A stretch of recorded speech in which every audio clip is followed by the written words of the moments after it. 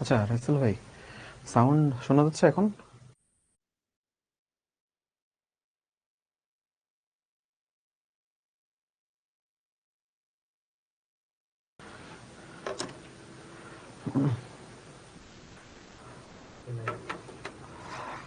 আসসালামু আলাইকুম সবাইকে। ভাইয়েরা, আশা করি সবাই ভালো আছো, সুস্থ আছো। তো আজকে আমাদের আইসিটি ক্লাসের এইচটিএমএল এন্ড ওয়েব ডিজাইনের পর্ব 5।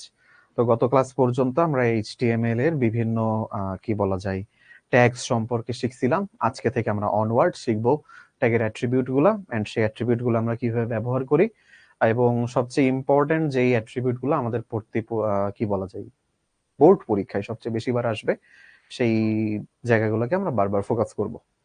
তো চলো আমরা দেরি না করে শুরু করি মোটামুটি। আর আমি যদি তোমাদেরকে একটু বলি, প্রিভিয়াস ক্লাসে আমরা এইচটিএমএল এর শুধু ট্যাগের ইন্ট্রোডাকশন করছি, এন্ড ওইখানে অ্যাকচুয়ালি আমরা টেক্সট ফরম্যাটিং ট্যাগগুলো দেখছি। কি বললাম গত ক্লাসে? টেক্সট ফরম্যাটিং ট্যাগগুলো দেখছি। ফরম্যাট মানে একরকম ভাবে সাজানো। তো টেক্সটকে কত রকম ভাবে সাজানো যায় সেই রিলেটেড ট্যাগগুলা গত ক্লাসে দেখছি। যেরকম ছিল আমাদের টেক্সটকে ইটালিক আকারে লেখার জন্য আই ট্যাগ দিছিলাম, তাই না?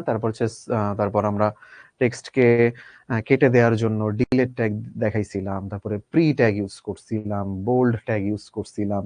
এরকম আরো অনেক ট্যাগ গত ক্লাসে আমরা ইউজ করা দেখাইছি। তো আজকের ক্লাসে মেইনলি আমরা ট্যাগের অ্যাট্রিবিউট এন্ড আরো কিছু নতুন ট্যাগ সম্পর্কে জানবো। এবং আজকের ক্লাসটা এই জন্য ইম্পর্টেন্ট, বিকজ তুমি যদি আজকের ক্লাস ভালো করে না বুঝো, নেক্সট ক্লাসে আমরা করাবো টেবিল। তো টেবিল থেকে হচ্ছে আমাদের এইচএসসি বোর্ড, তোমাদের কলেজ, সব জায়গায় বলো, সব থেকে বেশি পরিমাণ সিকিউ আসে এই জায়গা থেকে। আজকে যে পোর্শন করাবো এই জায়গা থেকেও সিকিউ আসে, কিন্তু এই জায়গা থেকে সিকিউ আসার পরিমাণের থেকে টেবিল থেকে অনেক বেশি পরিমাণ সিকিউ আসে। সো টেবিল যদি বুঝতে চাও, আজকের এই জায়গাগুলো খুব ভালো করে বুঝে রাখবা, এবং চেষ্টা করব ফ্ললেস ক্লাসটা নিতে। তোমরা ভালো করে মনোযোগের সাথে ক্লাস করবা, ঠিক আছে? তোমার কাছে এই মুহূর্তে কম্পিউটার থাকুক বা মোবাইল থাকুক, নো প্রবলেম। ক্লাসে দেখাচ্ছি, জিনিসগুলোকে ভালোভাবে দেখো। যে জায়গায় নোট নেওয়ার প্রয়োজন নোট নাও। আমার ক্লাস শেষ হওয়ার পরে তুমি নিজে বাসায় ভালো করে প্র্যাকটিস করবা এট এ টাইম, যাতে তুমি এই কোডগুলা রান করে নিজে কাঙ্ক্ষিত ফলাফল পাও কিনা এটা একটু চেক করবা। এবং যেখানে কাঙ্ক্ষিত ফলাফল পাবা না, সেখানে অবশ্যই অবশ্যই আমাদের ফেসবুক প্রাইভেট গ্রুপ আছে, সেখানে তোমরা তোমাদের সমস্যা জানাবা যে এখানে এই কোড রান করতে গিয়ে এখানে কোড রান হচ্ছে না, কোথায় ভুল আছে কোডে। তো আমাদের টিমে যারা আছে তারা তোমাদেরকে অবশ্যই হেল্প করবে যে তোমাদের কোডে কোথায় ভুল গেল বা কোথায় গেল না, সেসব ব্যাপারে তোমাদেরকে হেল্প করবে। তাহলে আমরা কথা না বাড়াই শুরু করি, আসো। প্রথম কথা, এখানে হচ্ছে এই জিনিসগুলো আজকে আমরা পড়বো তো গেল। এখন আসো সামনের দিকে যাই।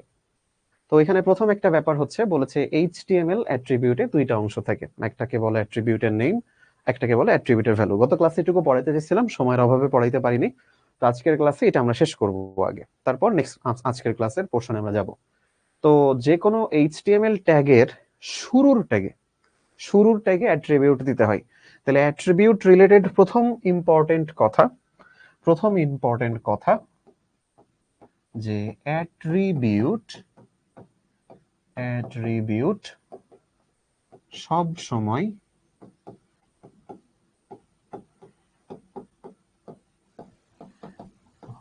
ওপেনিং ট্যাগে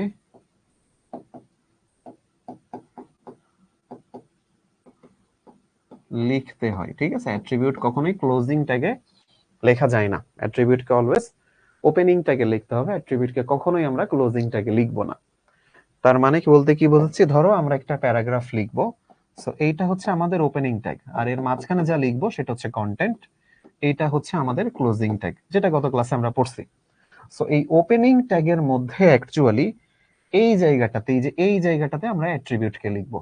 সাপোজ এরকম হবে, দেখবা যে পি এর পরে ধরো আমরা লিখবো স্টাইল, ঠিক আছে? স্টাইল ইজ ইকুয়াল দিয়ে এরকম ভাবে কিছু একটা লিখে ট্যাগ ক্লোজ করে তারপর যা লেখা লিখবো, লাস্টে আবার পি কে ক্লোজ করে দিব, অ্যাজ ইউজুয়াল যা তাই, সব এইভাবে চলবে। এখন এটা একটা এক্সাম্পল দেখায় আমরা অ্যাট্রিবিউট নেম আর অ্যাট্রিবিউট ভ্যালুতে আসছি। এক্সাম্পলটাকে দেখি। এইখানে একটা এক্সাম্পল আছে, দেখো আমাদের নরমাল পি ট্যাগটা কিন্তু এইটুকু, পি ট্যাগ ওপেনিং ট্যাগ এতটুকু, পি এর ক্লোজিং ট্যাগ এতটুকু, মাঝখানে এটা হচ্ছে কন্টেন্ট। আর পুরো জিনিসটাকে আমরা কি বলি, এইচটিএমএল এর এলিমেন্ট। যদি গত ক্লাস মনে থাকে, এটাকে বলি আমরা এইচটিএমএল এলিমেন্ট। এখন এই এইচটিএমএল এর এলিমেন্টের মধ্যে প্রথমে দেখো একটা কথা লেখা, যেটাকে বলা হয়েছে স্টাইল, এবং সেটা সমান সমান দিয়ে একটা ডাবল কোটেশনের ভেতর কিছু লেখা। এই যে ডাবল কোটেশনের ভেতর যেটা লেখা, এই জিনিসটাকে বলা হয় অ্যাট্রিবিউটের ভ্যালু। এটাকে কি বলি আমরা, অ্যাট্রিবিউটের ভ্যালু। এবং এই যে এখানে প্রথমে স্টাইল যে নামটা দেওয়া হলো, এটাকে আমরা বলি যে অ্যাট্রিবিউটের নাম। ঠিক আছে, এটাকে আমরা বলি অ্যাট্রিবিউটের নাম। ঠিক আছে, তো এইটা হচ্ছে জেনারেল টাইপ, যে আমরা শুরুতে অ্যাট্রিবিউটের নাম লিখব, সমান সমান দিব, ডাবল কোটেশন দিব, তার ভেতরে অ্যাট্রিবিউটের ভ্যালু লিখব। তো এখানে অ্যাট্রিবিউটটার নাম কি, স্টাইল। স্টাইল করব, ঠিক আছে, কি স্টাইল করব, টেক্সটের কালার দিব লাল রং, সো এই জন্য কালার রেড। ঠিক আছে, এখানে কি দিব, কালার রেড। কালার রেড দেওয়া, এটা হচ্ছে অ্যাট্রিবিউটের ভ্যালু, স্টাইল অ্যাট্রিবিউটের ভ্যালু এটা। ঠিক আছে, এটা হচ্ছে স্টাইল অ্যাট্রিবিউটের ভ্যালু। তুমি যদি এখানে কালার লিখে ব্লু দিতে, তাহলে নীল কালারের লেখা হওয়ার কথা ছিল। তুমি যদি এখানে কালার লিখে ইয়েলো দিতে, তাহলে দিস ইজ এ প্যারাগ্রাফ কথাটা ইয়েলো কালার বা হলুদ কালারে লেখা আসার কথা ছিল। তুমি যদি এখানে কালার হোয়াইট দিতে, তাহলে লেখাটা সাদা রঙে লেখা আসার কথা ছিল। তো এটা হচ্ছে আমাদের অ্যাট্রিবিউটের নাম এবং অ্যাট্রিবিউটের ভ্যালু। সো আমাদের একটা জেনারেল ফরম্যাট হচ্ছে এটা, যে প্রথমে যে কোনো একটা অ্যাট্রিবিউটের নাম লিখবা। ঠিক আছে, attribute name is equals to double quotation, এর ভেতরে আমরা লিখব অ্যাট্রিবিউটের ভ্যালু। এর ভেতরে আমরা কি লিখি, অ্যাট্রিবিউটের ভ্যালু লিখে ডাবল কোটেশন ক্লোজ, ট্যাগও ক্লোজ। তাহলে শুরুতে আমাদের ট্যাগের একটা নাম থাকে। ঠিক আছে, এই যে এইখানে হচ্ছে ট্যাগের নামটা থাকবে, ট্যাগ। ধর এটা পি হতে পারে, এ হতে পারে, তারপরে কি বলা যায় আইএমজি ট্যাগ হতে পারে, এরকম বিভিন্ন। তারপরে ট্যাগের নেম, অ্যাট্রিবিউটের নাম সমান সমান ডাবল কোটেশনের মধ্যে অ্যাট্রিবিউটের ভ্যালু। তো এই জায়গাটা আমরা এখনই একটু ভালো করে মুখস্থ করে ফেলি, এই জায়গাটা একদম মুখস্থ করে ফেলি। ঠিক আছে, তোমরা এই যে কতজন আছো, 549 জন। 549 জন এই মুহূর্তেই এই জায়গাটা একদম মুখস্থ করে ফেলি, যে প্রথমে ট্যাগের নামটা, তারপরে অ্যাট্রিবিউটের নাম সমান সমান ডাবল কোটেশনের মধ্যে অ্যাট্রিবিউটের ভ্যালু। ঠিক আছে, এইটা হচ্ছে আমাদের এইচটিএমএল এর খুবই বেসিক কথা, অ্যাট্রিবিউট রিলেটেড। সো এইখানে তোমরা দেখো অ্যাট্রিবিউট নেম, অ্যাট্রিবিউট ভ্যালু, এই কথাটা এই জন্য এখানে রাখা হয়েছিল যে অ্যাট্রিবিউটের দুইটা অংশ থাকে, একটা অ্যাট্রিবিউট নেম, একটা অ্যাট্রিবিউটের ভ্যালু। অ্যাট্রিবিউটের নাম একটাই হতে পারে, আবার অ্যাট্রিবিউটের ভ্যালু একাধিক হতে পারে। এটাও আজকে আমরা এক্সাম্পলে দেখব, যে অ্যাট্রিবিউটের নাম একটা হলেও অ্যাট্রিবিউটের ভ্যালু একাধিক হতে পারে, আমরা দেখব একটু পরে। তো আমরা এই জিনিসটাই যেটা লিখলাম, এই যে যেটা লিখলাম, এইটাকে আমরা একটু করার ট্রাই করি। চলো আমরা এই কাজটাকে একটু প্র্যাকটিক্যালি করার ট্রাই করি। সো তোমাদের যদি মনে থাকে, তোমাদেরকে আমরা ওয়ান কম্পাইলারে সবকিছু করা শেখাচ্ছিলাম। সো আমরা আজকে ওয়ান কম্পাইলার, প্রোগ্রামিজ দুইটা জায়গাতে একটু টাচ করব, যাতে অনেকেই হয়তো বা প্রোগ্রামিজে করতেছিল তাদেরও যাতে একটু হেল্প হয়। এবং আমরা দেখব যে ওয়ান কম্পাইলার একটা জিনিস হবে না যেটা আবার প্রোগ্রামিজে হবে, বিকজ সবার কাছে তো আসলে ল্যাপটপ নেই। যাদের কাছে ল্যাপটপ আছে তারা ভিজুয়াল স্টুডিও কোড কিংবা নোটপ্যাডে করতে পারো কোড, ওকে। আর যাদের কাছে ল্যাপটপ বা কম্পিউটার নাই, তারা মোবাইলে ওয়ান কম্পাইলার কিংবা প্রোগ্রামিজ, এই দুইটার যে কোনো একটাতে কোড কম্পাইল করতে পারো। তো চলো আমরা এখন ওয়ান কম্পাইলারে এটা একটু দেখবো, আসো। ধরো তোমরা এখানে গিয়ে গুগল সার্চ করবা, আমি এখানে জুম করি, তোমরা এখানে গিয়ে গুগল সার্চ করবা ওয়ান কম্পাইলার, তারপর লিখবা এইচটিএমএল, লিখে এন্টার দিবা। দিলে তোমার সামনে যেরকম কিছু আসবে, HTML online editor, compiler, interpreter, runner, one compiler, এরকম কিছু একটা আসবে। তুমি এটাতে ক্লিক করবা। ঠিক আছে, এটাতে ক্লিক করার পরে তোমার সামনে এরকম কিছু একটা আসবে, এরকম কিছু একটা আসবে। এটা আমরা গত ক্লাসে একটু একটু দেখছিলাম। তো এটা আসার পরে তোমাদেরকে কি বলছিলাম, এই যে স্টাইল ডট সিএসএস এটা ডিলিট করে দিবা। তারপরে যে স্ক্রিপ্ট ডট সিএসএস, আচ্ছা দাঁড়াও একটু লোড হোক, এখানে লোড এখনো হয়নি, এটা লোড হইলে তাহলে বাকিটা করতেছি। এখানে আমরা অলরেডি গত ক্লাসে নাইট মোড দিছিলাম, তো এখনো সেটা মনে হয় সেভাবেই রইছে। ঠিক আছে, আচ্ছা দাঁড়াও একটু লোড হোক, আমরা সময় দিই ওকে লোড হইতে। ওকে, ইয়ে কি ঠিক আছে এই নেট কানেকশন? এটাই না, মানে এটাই তো নাকি? আচ্ছা তাহলে ওকে, হোক। আচ্ছা আচ্ছা, এটা একটু লোড হইতে থাকুক আমার মনে হয়, তাহলে লোড হওয়ার পরে আমরা আবার এখানে ব্যাক আসি। আচ্ছা তাহলে আসো, আমরা এটা একটু পরে দেখছি। লোড হইতে দেরি হচ্ছে, সো আমরা টাইম ওয়েস্ট না করি, আমরা ওকে লোড হইতে দিই কিছুক্ষণের জন্য। এরপরে আসো, এখানে 3টা লাইন লেখা আছে। এই 3টা লাইন আমাদের বোর্ড বই থেকে নেওয়া, ঠিক আছে? এই 3টা লাইন আমাদের বোর্ড বই থেকে নেওয়া। যারা এখনো বোর্ড বই জানো না, তারা ইয়েতে সার্চ করলে, ইন্টারনেটে সার্চ করলে বোর্ড বইকে পাবা। তো এই 3টা লাইন বোর্ড বইয়ে দেওয়া, যে অ্যাট্রিবিউট হচ্ছে কোনো কিছুর বৈশিষ্ট্য নির্ধারক। অর্থাৎ আমার প্যারাগ্রাফ একটা ট্যাগ হইলে তার বৈশিষ্ট্যটা কিরাম হবে সেটা নির্ধারক হচ্ছে অ্যাট্রিবিউট। এইচটিএমএল ডকুমেন্টের জন্য অ্যাট্রিবিউট খুবই প্রয়োজনীয়। অ্যাট্রিবিউট ছাড়া ওয়েব পেজে অনেক তথ্য, ছবি, হাইপারলিংক, অ্যাঙ্কর নাম ইত্যাদি যুক্ত করা যায় না। অ্যাট্রিবিউট হিসেবে নির্দিষ্ট ফরম্যাট বা সিনট্যাক্স অনুসরণ করা হয়। এইচটিএমএল ট্যাগের সাথে অ্যাট্রিবিউট যুক্ত করার জন্য ট্যাগের নামের পর স্পেস দিয়ে অ্যাট্রিবিউট নাম, তারপরে সমান চিহ্ন দিয়ে সেখানে আমরা কোটেশন চিহ্নের মধ্যে অ্যাট্রিবিউটের ভ্যালু দিতে হবে। সো এই 3টা জিনিস মনে হয় আমরা পড়ছি, যদি এখনো ছবি, হাইপারলিংক, অ্যাঙ্কর এইগুলো আমরা দেখিনি, বাট আমরা আজকের ক্লাসেই দেখব। ঠিক আছে, ছবি, হাইপারলিংক, ঠিক আছে, এই জিনিসগুলো আমরা আজকের ক্লাসেই দেখব। এইবার চলো পরের পেজে যাই। এখানে এইচটিএমএল এর কালার করার জন্য 3 রকমের সিস্টেম আমাদেরকে দেওয়া আছে। যে এইচটিএমএল এর কালার করা যায় 3 ভাবে। এক হচ্ছে কালারের নাম দিয়ে, ডিরেক্ট কালারের নাম দিয়ে, যেটা একটু আগে আমরা দেখলাম কিরকম, কালার ব্লু, তাই না? একটু আগে আমরা এরকম একটা এক্সাম্পল দেখলাম না, যে style is equals to double কোটেশনের ভেতর এই যে এইভাবে লেখা ছিল কালার ব্লু।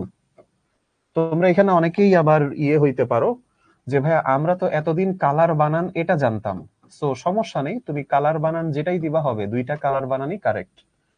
ঠিক আছে, 2টাই কারেক্ট বানান কালারের জন্য, একটা ব্রিটিশ, একটা হচ্ছে আমেরিকান ইংলিশ, নাথিং এলস।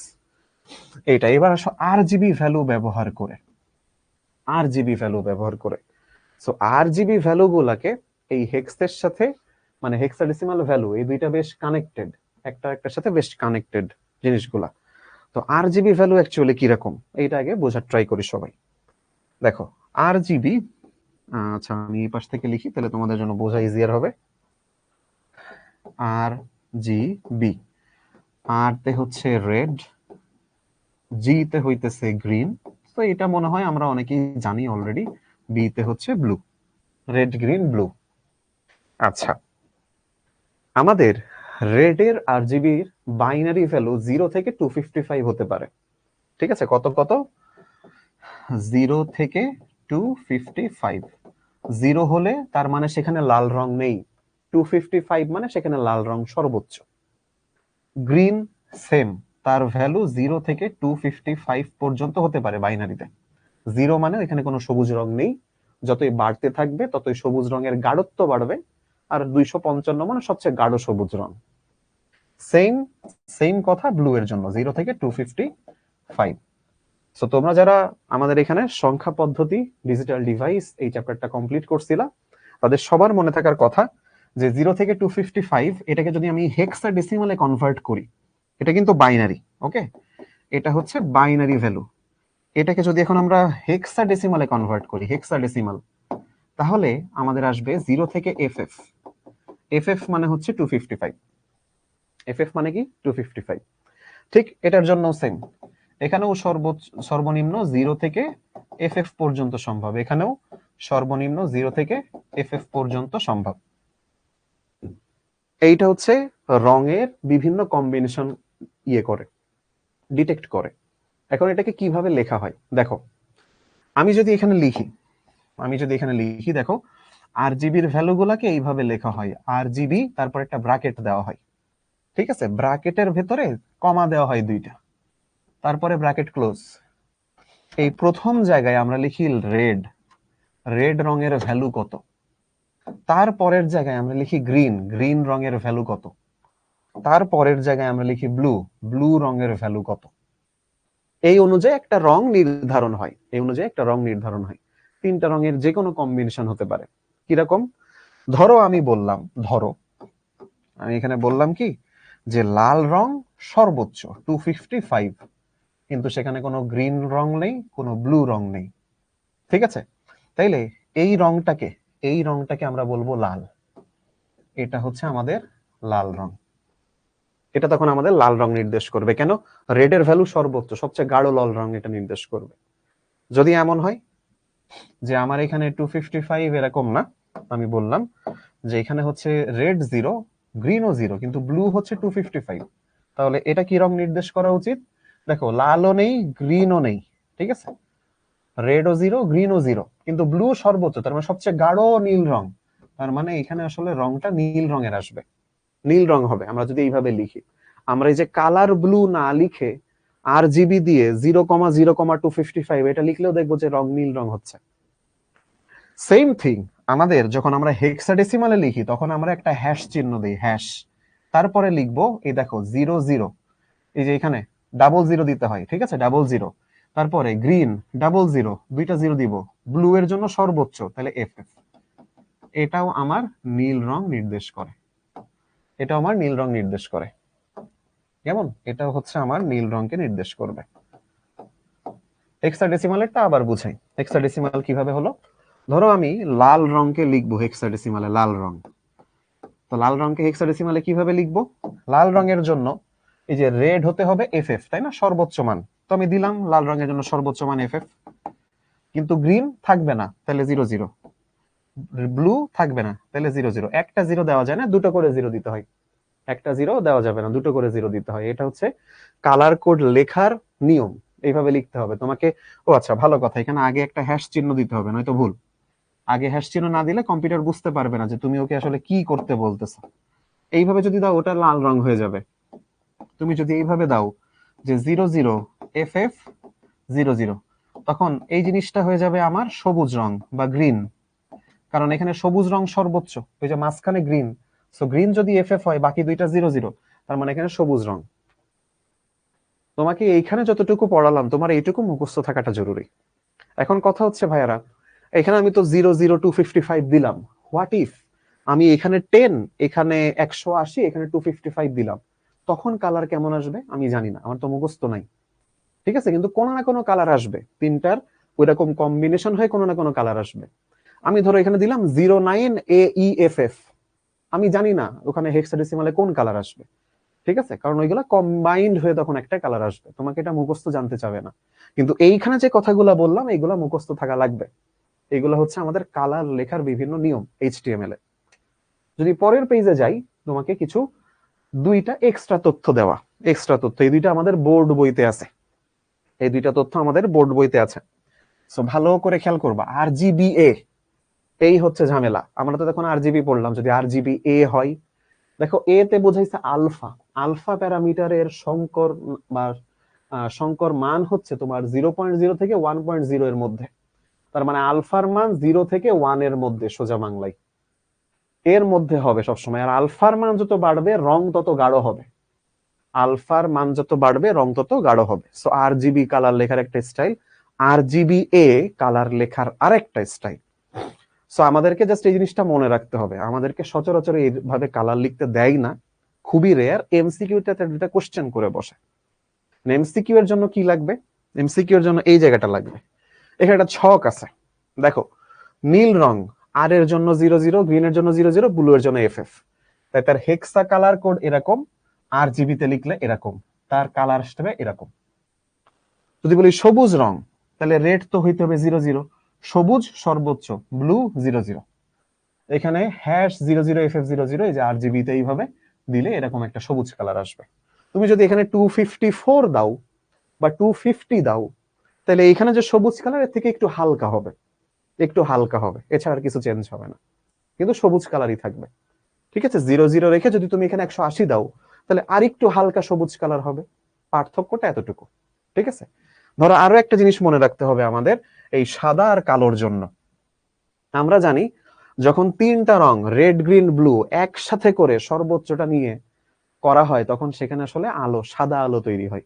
আমরা আলোর এই ধর্ম হয়তো বা পড়ছি 9-10-এ, যে রেড, গ্রিন, ব্লু এই তিনটা হচ্ছে আলোর তিনটা মৌলিক রং। ঠিক আছে, এই আলোর তিনটা মৌলিক রংকে যদি এক জায়গায় করা হয়, সে সাদা আলো তৈরি করে। তো সাদা যখন আমরা বলবো যে কালার হতে হবে সাদা, তখন আমরা সবগুলো রং এখান থেকে নিব সর্বোচ্চ পরিমাণে। তখন আমাকে সাদা রং দিবে। আচ্ছা, এইটা এখানে যাবে, সরি, ঠিক আছে, এই যে এইটা এখানে যাবে, আসলে এখানে কালো হয়ে গেছে, বাট ওটা আসলে সাদা হবে। ঠিক আছে, এই জায়গাটা দেখো না, এই জায়গাটা একটু ভুল আছে, স্যাম্পল না, স্যাম্পলটা হবে এখানে সাদা আর এইখানে হবে কালো। ঠিক আছে, এইখানে হবে হোয়াইট আর এখানে হবে ব্ল্যাক। আর ব্ল্যাক মানে কোনো রঙই নাই, ব্ল্যাক মানে কোনো রং নাই, তার মানে রেড ও 00, গ্রিন ও 00, ব্লু ও 00, হ্যাশ 6টা 0, RGB 0,0,0। এটা দিয়ে দিলে আমাদের কালো রং আমরা পাবো। এটা হচ্ছে আমাদের কালার লেখার সিস্টেম। এখন আমরা আসো, কালার লেখার সিস্টেম তো দেখাইলাম, এটা দেখাইলে এবার একটু ইয়েতে যাই, দেখি। হ্যাঁ, এখানে দেখা যাচ্ছে আসছে। তাহলে এইবার আমরা একটু কোড করি। ওখানে লোড হইতে দিছিলাম, তো লোড হচ্ছিল না দেখে আমরা একটু রং করার সিস্টেম করে নিলাম। এইবার আসো আমরা এখানে কোড শুরু করি। তো তোমরা এটা পেলে যে style.css এটা ডিলিট করে দিবা। ঠিক আছে, ওকে। এই যে script.js একে ডিলিট করে দিবা, ওকে।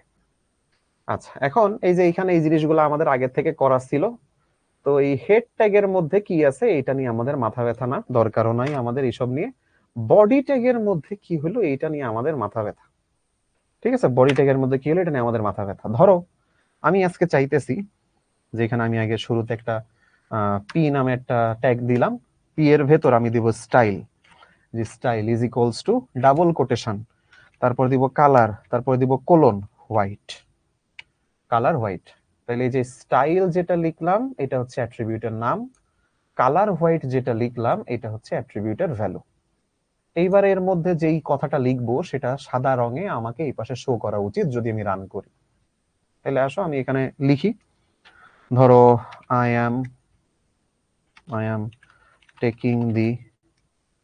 am taking the class about HTML।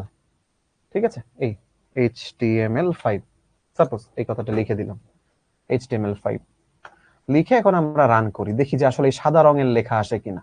আমরা দেখতেছি, আচ্ছা সরি, আচ্ছা এটা আপাতত বাদ থাকুক। হ্যাঁ, আমরা দেখছি যে এখানে সাদা রঙের লেখা আসতেছে, ইট ইজ কারেক্ট, আমাদের সাদা রঙের লেখাই আসার কথা ছিল। ঠিক আছে, আচ্ছা ধরো আমরা চাইতেছি যে ঠিক আছে আমাদের এই যে বডি যেটা আছে, যে বডি, ধরো বডির মধ্যে আমরা বলবো কি যে আমাদের এই যে পিছনে যে এই সাদা রঙের লেখা যেখানে আসলো, আমাদের পিছনের জায়গাটা সাদা রং হবে না, পুরো ব্যাকগ্রাউন্ডটা হবে কি বলা যায়, লাল রঙের একটা ব্যাকগ্রাউন্ড হবে। তাহলে সেই লাল রঙের ব্যাকগ্রাউন্ড তৈরি করার উপায় কি, তুমি আবারও দিবা স্টাইল হচ্ছে অ্যাট্রিবিউটের নাম, অ্যাট্রিবিউটের ভ্যালু লিখবো এবার এর মধ্যে। আমি দেখো লিখবো background colour, background COLOR, background colour, তারপরে কোলন, সেটার নাম দিব রেড। এটা যদি দেই তাহলে আমার এই পুরো বডিটা যেখানে আছে, যে পুরো পিছনের জায়গাটা লাল রং হওয়া উচিত, দেখি হয় কিনা। ব্যাকগ্রাউন্ড বানান ভুল করছি, ওহো, GROUND হবে, সরি, ব্যাকগ্রাউন্ড বানান ভুল গেছে। তাইলে এবার রান করি, আসো। হ্যাঁ, এই যে দেখো ব্যাকগ্রাউন্ড পুরা লাল হয়ে গেল, কারণ কি বডির মধ্যে তো আমি স্টাইলে দিয়ে দিছি ব্যাকগ্রাউন্ড কালার রেড, তাহলে যে পুরা ব্যাকগ্রাউন্ডটা কি হয়ে গেল, লাল রঙের। সো এখানে কিন্তু আমরা আরেকটা অ্যাট্রিবিউটের ভ্যালুর নাম জানলাম, ব্যাকগ্রাউন্ড কালার রেড। তাহলে কখনো যদি বলে ব্যাকগ্রাউন্ডের কালার চেঞ্জ করতে হবে, তখন আমরা এই কাজ করব, যে ব্যাকগ্রাউন্ড কালার রেড। সো তোমরা যদি এখন ভাবো যে স্যার আমরা একটু যে কালারের সিস্টেম শিখলাম, আপনি যে রেড লিখলেন হেক্সা ভ্যালুতে, এখানে দিয়ে কি হবে, আসো আমরা হেক্সা ভ্যালুতে এখানে ব্লু লিখি, RGB, রেড গ্রিন ব্লু। তাহলে আমি দিব 00 রেডের জন্য, গ্রিনের জন্য 00, ব্লু এর জন্য FF। আসো তো দিয়ে দেখি যে আসলে এবার পুরো পিছনের জায়গাটা নীল হয় কিনা। রান দিলাম, রান দিয়ে আমরা দেখতেছি পেছনের পুরো জায়গাটা নীল হয়ে গেছে। তার মানে আমাদের তখন যে কাজটা আমরা করছি বা যে জিনিসটা শিখছি সেটা সঠিক। আচ্ছা ধরো এখানে তো আমরা হোয়াইট লিখলাম। আচ্ছা আসো তো, এই যে লেখাটা আমি যদি এখন চাচ্ছি যে কি বলে, ধরো রেড এ আসবে, রেড লেখাটা আসবে red, I am taking class about HTML5, এটা রেড কালারে লেখা আসবে। তাইলে এইখানে এখন আমি যদি RGB দিয়ে লিখি, তাইলে আসলে কি সেই RGB রেড আমার এখন আসবে? RGB রেড লেখার নিয়ম কি, প্রথমে 255 রেড, গ্রিন এর 0, ব্লু এর 0। ঠিক আছে, ব্লু এর 0। এখন আসো তো এখানে রান করে দেখি যে আসলে এই লেখাটা লাল রং হয় কিনা। দেখো লেখাটা লাল রং হয়েছে। ঠিক আছে, লেখাটা এখানে লাল রং হয়েছে। তুমি যদি এটাকে হোয়াইট করতে চাও, হোয়াইট মানে কি সবগুলো রং পূর্ণ মাত্রায় আছে, তাহলে 255 কমা 255 কমা 255, ঠিক আছে? এই দিয়ে এখন তুমি রান দাও, দেখো এখানে লেখাটা সাদা হয়ে যাবে, এই যে সাদা হলো। ধরো আমি ভাবতেছি যে ভাই আমি একটা ডিফারেন্ট কালার ইউজ করি, দেখি কিরকম আসে। আমি বললাম এখানে আমি র্যান্ডম নিব 180, ধরো এখানে আমি নিলাম হচ্ছে 231, আর এখানে নিলাম ধরো হচ্ছে 52, সাপোজ নিলাম। নিয়ে এখন আমি এখানে রান করি। রান করলে তোমরা দেখো এখানে কালারটা এবার সাদা হয়নি, কেমন যেন একটা টিয়া কালার মতন আসছে। ঠিক আছে, একটা টিয়া কালার। আমি জানি না তোমরা স্ক্রিনে কতটা ভালো করে দেখতে পাচ্ছ, বাট এখানে একটা টিয়া কালার মতন আসছে। সো এইভাবে আমরা ডিফারেন্ট ওয়েতে আমাদের কালার গুলাকে ব্যবহার করতে পারি। ঠিক আছে, আর এই যে আমাদের কিভাবে অ্যাট্রিবিউট লিখতে হয়, অ্যাট্রিবিউটের ভ্যালু দিতে হয়, সেটা শিখে ফেললাম। আচ্ছা, আমরা আমাদের পিপিটিতে আবার ফেরত যাই। এখানে আমাদের পিপিটি শেষ করছিলাম, আমরা আমাদের পিপিটিতে আবার ফেরত যাই। আচ্ছা, এবার এটা দেখো, এটাও হচ্ছে আমাদের বোর্ড বইয়ের অংশ থেকে নেওয়া। বোর্ড বইয়ের অংশ থেকে, বোর্ড বইয়ের অংশ থেকে যে জিনিসটা নেওয়া, এটা খুবই সহজ। এখানে অনেক বিশাল করে লেখা। আমি তোমাদেরকে জিস্টটা বলি যে এখানে আসলে কি বলছে। আমাদের এইচটিএমএল ট্যাগ গুলো সব সময় মনে রাখবা, এই নিয়ম মেনে চলে, first in last out. Now HTML tag লেখার একটা নিয়ম কি বললাম, ফার্স্ট ইন লাস্ট আউট। তার মানে যে প্রথমে প্রবেশ করবে সে সবার শেষে বের হবে। লাস্ট, ফার্স্ট ইন মানে যে সবার প্রথমে প্রবেশ করবে, লাস্ট আউট মানে যে সবার শেষে বের হবে। ঠিক আছে, যে প্রথমে প্রবেশ করবে সে সবার শেষে বের হবে। দেখো প্যারাগ্রাফ এখানে শুরুতে ছিল প্রথমে, এর শেষ হবে সবার লাস্টে, কিন্তু এইখানে কি প্যারাগ্রাফ শেষ করলে হবে? অ্যান্সার হচ্ছে না, এটা করা যাবে না, এটাকে এই পাশে থাকতে হবে। এই যে এম, এই যে ইএম, এর একে এখানে রাখা যাবে না। তো এইটা হচ্ছে কারেক্ট। কেন? পি দেখো প্রথমে আসছিল, পি সবার শেষে আউট হইছে। পি প্রথমে ইন হয়েছিল, পি সবার লাস্টে আউট হইছে। এইটা হইতেছে আমাদের এইচটিএমএল ট্যাগের একটা মেইন থিম, যে ফার্স্ট ইন লাস্টে আউট, সবার আগে ঢুকবে সবার শেষে বের হবে। যেমন আমাদের এইচটিএমএল এর আমরা এতদিন যে কোডগুলো লিখতেছিলাম, তোমরা যদি একটু কোডগুলোর দিকেও খেয়াল করো, তোমরা যদি এখানে দেখো যে আমরা এইচটিএমএল কেও লিখছিলাম সবার আগে, এইচটিএমএল কে বের করছিলাম সবার শেষে। তারপরে এখানে বডি ছিল, প্রথমে বডি নিছি, বডিকে তারপরে বের করছি। ঠিক আছে, এমন না কিন্তু যে বডিকে এইচটিএমএল এর পরে আমরা আউট করছি, তা না। যে সবার আগে ঢুকছে সে সবার লাস্টে বের হবে। এইচটিএমএল এর নিয়ম বা ট্যাগ লেখার নিয়ম হচ্ছে এটা। এটা আমাদের বইতে এখানে লেখা আছে, আমরা ওই জায়গাটা একটু রিডিং দিব। ঠিক আছে, তো এখানে তোমাদেরকে রেফারেন্স হিসেবে বলে দিলাম যে এটা আমাদের বইতে এখানে এখানে এইভাবে আছে। এখন এখানে কয়েকটা ট্যাগ দেখাবো, যেটাকে আমাদের বলে হেড সেকশনের ট্যাগ। হেড সেকশনের ট্যাগ তোমাদেরকে আগেও বলছি, হেড সেকশনের ট্যাগ গুলো নিয়ে আমাদের খুব মাতামাতির দরকার নেই। খালি একটা ট্যাগ সম্পর্কে একটু জানবা, সেটা হচ্ছে টাইটেল ট্যাগ। ঠিক আছে, টাইটেল ট্যাগ। এই টাইটেল ট্যাগের মধ্যে যেটা লিখবা আমাদের ব্রাউজারে, সেটা আমাদের ওয়েবসাইটের টাইটেল হিসাবে শো করে, আর কিচ্ছু না। সরি, এইচটিএমএল না, টাইটেল। ঠিক আছে, আমাদের ব্রাউজারে সেটা, ওয়েব ব্রাউজারে সেটা আমাদের ওয়েবসাইটে টাইটেল হিসাবে শো করে। এইটুকু জানলেই চলবে। এরপরে হেড সেকশনের আরো কিছু ট্যাগ দেখাবো এখন। হেড সেকশনের ট্যাগ গুলো কিরকম তোমাদের এখানে বলেছে, এখানে এই জায়গাটা বোর্ড বই থেকে নেওয়া। ওয়েব পেজে দৃশ্যমান সবকিছু দেওয়া হয় বডি এলিমেন্টের ভেতরে, তাই না? আমরা তো বলছিলাম যে আমাদের যত কোড আমরা লিখবো সব বডির মধ্যে লিখবো, আমাদের হেডিং নিয়ে এত চিন্তা নেই, হেড নিয়ে এত চিন্তা নেই। সো সবকিছু দেখা যায় বডি এলিমেন্টের। আর হেডের ভেতরে ওয়েব পেজ সম্পর্কিত তথ্য দেওয়া, বিভিন্ন সেটিংস ঠিক করা, স্টাইল, স্ক্রিপ্ট, নিয়ন্ত্রণ, এই সব কাজ করা হয়। ব্রাউজারে ট্যাবে ওয়েব পেজে যে শিরোনাম বা টাইটেল দেখা যায় তা লেখা থাকে হেডে। এই যে আমি একটু আগে যে কথাটা তোমাদেরকে বললাম। এখন আসো, এখানে দেখো প্রথমে টাইটেল কথাটা বলছি, এরপর হচ্ছে মেটা ট্যাগ। এটা একটা ট্যাগ আছে যার নাম হচ্ছে মেটা ট্যাগ, এবং মেটা একটা এমপ্টি ট্যাগ। কি বললাম? মেটা একটা এমপ্টি ট্যাগ। ঠিক আছে, কিন্তু টাইটেলে কিন্তু container tag. So container tag মানে কি? যার কিছু কন্টেন্ট আছে। আর মেটা ট্যাগ এটা একটা এমপ্টি ট্যাগ, এর কোনো ক্লোজিং ট্যাগ নেই, কোনো কন্টেন্ট নেই। তো মেটা ট্যাগ কি করে এ সম্পর্কে তোমার না জানলেও চলবে, কিন্তু তুমি একবার রিডিং দিও। এখানে কিছু কথা আছে, এখানে একটা রিডিং দিও। ঠিক আছে, এটা আমাদের জন্য ইম্পর্টেন্ট না, এগুলো তাদের জন্য ইম্পর্টেন্ট। দেখা যায় যারা এসইও টেসইও করে, এগুলো তাদের জন্য ইম্পর্টেন্ট। এখানে আছে বেজ, স্টাইল, লিঙ্ক, এই সব ট্যাগ হেড সেকশনে থাকে, বাট এইগুলো নিয়ে আমাদের মাথা ব্যথা করার কিছু নাই। ঠিক আছে, এটা হচ্ছে সিএসএস এর জন্য ব্যবহার করা হয়। বেস হচ্ছে ওয়েব পেজের লিঙ্ককে একটু ওয়েব পেজের ডিফল্ট লিঙ্ক হিসাবে বেস ট্যাগ বানানো হয়। ওকে, এই কাজগুলা। তারপরে বডি সেকশনের ট্যাগ। তো হেড সেকশনের এই দুই রকম ট্যাগ আমরা জাস্ট মনে রাখবো। এই যে এখানে মোটমাট 5টা ট্যাগের নাম জানলাম, তুমি জাস্ট এই 5টা ট্যাগের নাম মনে রাখবা যে এইগুলা হেড সেকশনে ব্যবহৃত হয়, এর বেশি কিছু তোমার জানা লাগবে না। ওকে, এটা যারা প্রোগ্রামার, যারা ওয়েব ডেভেলপিং করে, এসইও করে, এগুলো তাদের কাজ। এইসব নিয়ে আমাদের মাথা ব্যথা নাই। আমাদের মাথা ব্যথা হচ্ছে বডি সেকশনের ট্যাগ গুলা নিয়ে। ঠিক আছে, আমাদের মাথা ব্যথা হচ্ছে এই বডি সেকশনের ট্যাগ গুলা নিয়ে মেইনলি। সো বডি সেকশনে আমাদের ট্যাগ গুলা কিরকম হয় দেখো। প্রথমে একটা কথা বলা আছে ডিভ ট্যাগ, ডিভ। তারপরে একটা আছে স্প্যান। ডিভ আর স্প্যান মোটামুটি কাছাকাছি, বাট ডিভ হচ্ছে এক একটা অংশ বোঝায়, আর স্প্যান হচ্ছে একটা লাইনের অংশ বোঝায়। তো মানে কি বললাম, ধরো আমরা ডিভ আর স্প্যান ট্যাগকে আমরা আগে একটু লিখে দেখি, ব্যবহার করে দেখি কোডে, যে এটা কিভাবে ব্যবহার করা হয়। তাইলে তোমাদের কাছে কিছুটা মেক সেন্স করবে যে আচ্ছা জিনিসগুলো এরকম। ঠিক আছে, চলো আমরা একটু ট্রাই করি নিজেরা যে আমাদের এখানে ডিভ ট্যাগ এবং স্প্যান ট্যাগ কিভাবে ইউজ হয়। আসো, ধরো আমি এখানে হচ্ছে এ যাবৎকালে যা যা লিখছি, এ যাবৎকালে আছে এখানে ডক টাইপ এইচটিএমএল দেওয়া, এটা তোমরা চাইলে দিতেও পারো, নাও পারো, এ থাকা না থাকা সমান কথা। ঠিক আছে, এই হেড ট্যাগও ইভেন এখানে আমাদের থাকা না থাকা সমান কথা। পরীক্ষার প্রশ্নে হেড ট্যাগ রিলেটেড কিছু না বললে তোমার মাতব্বারি করে হেড ট্যাগ নিয়ে কিছু লেখালেখির দরকার নাই।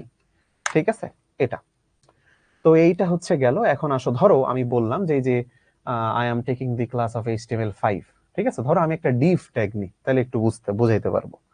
সর আমি ডিভ ট্যাগ নিলাম। এই যে ডিভ, ডিভ মানে হচ্ছে ডিভিশন। ঠিক আছে, ডিভিশনের শর্ট ফর্ম হচ্ছে ডিভ। আমি এখানে দুইটা ডিভ ট্যাগ নিব। হ্যাঁ, দুইটা, প্রথমে একটা নিলাম, এই আর একটা নিলাম।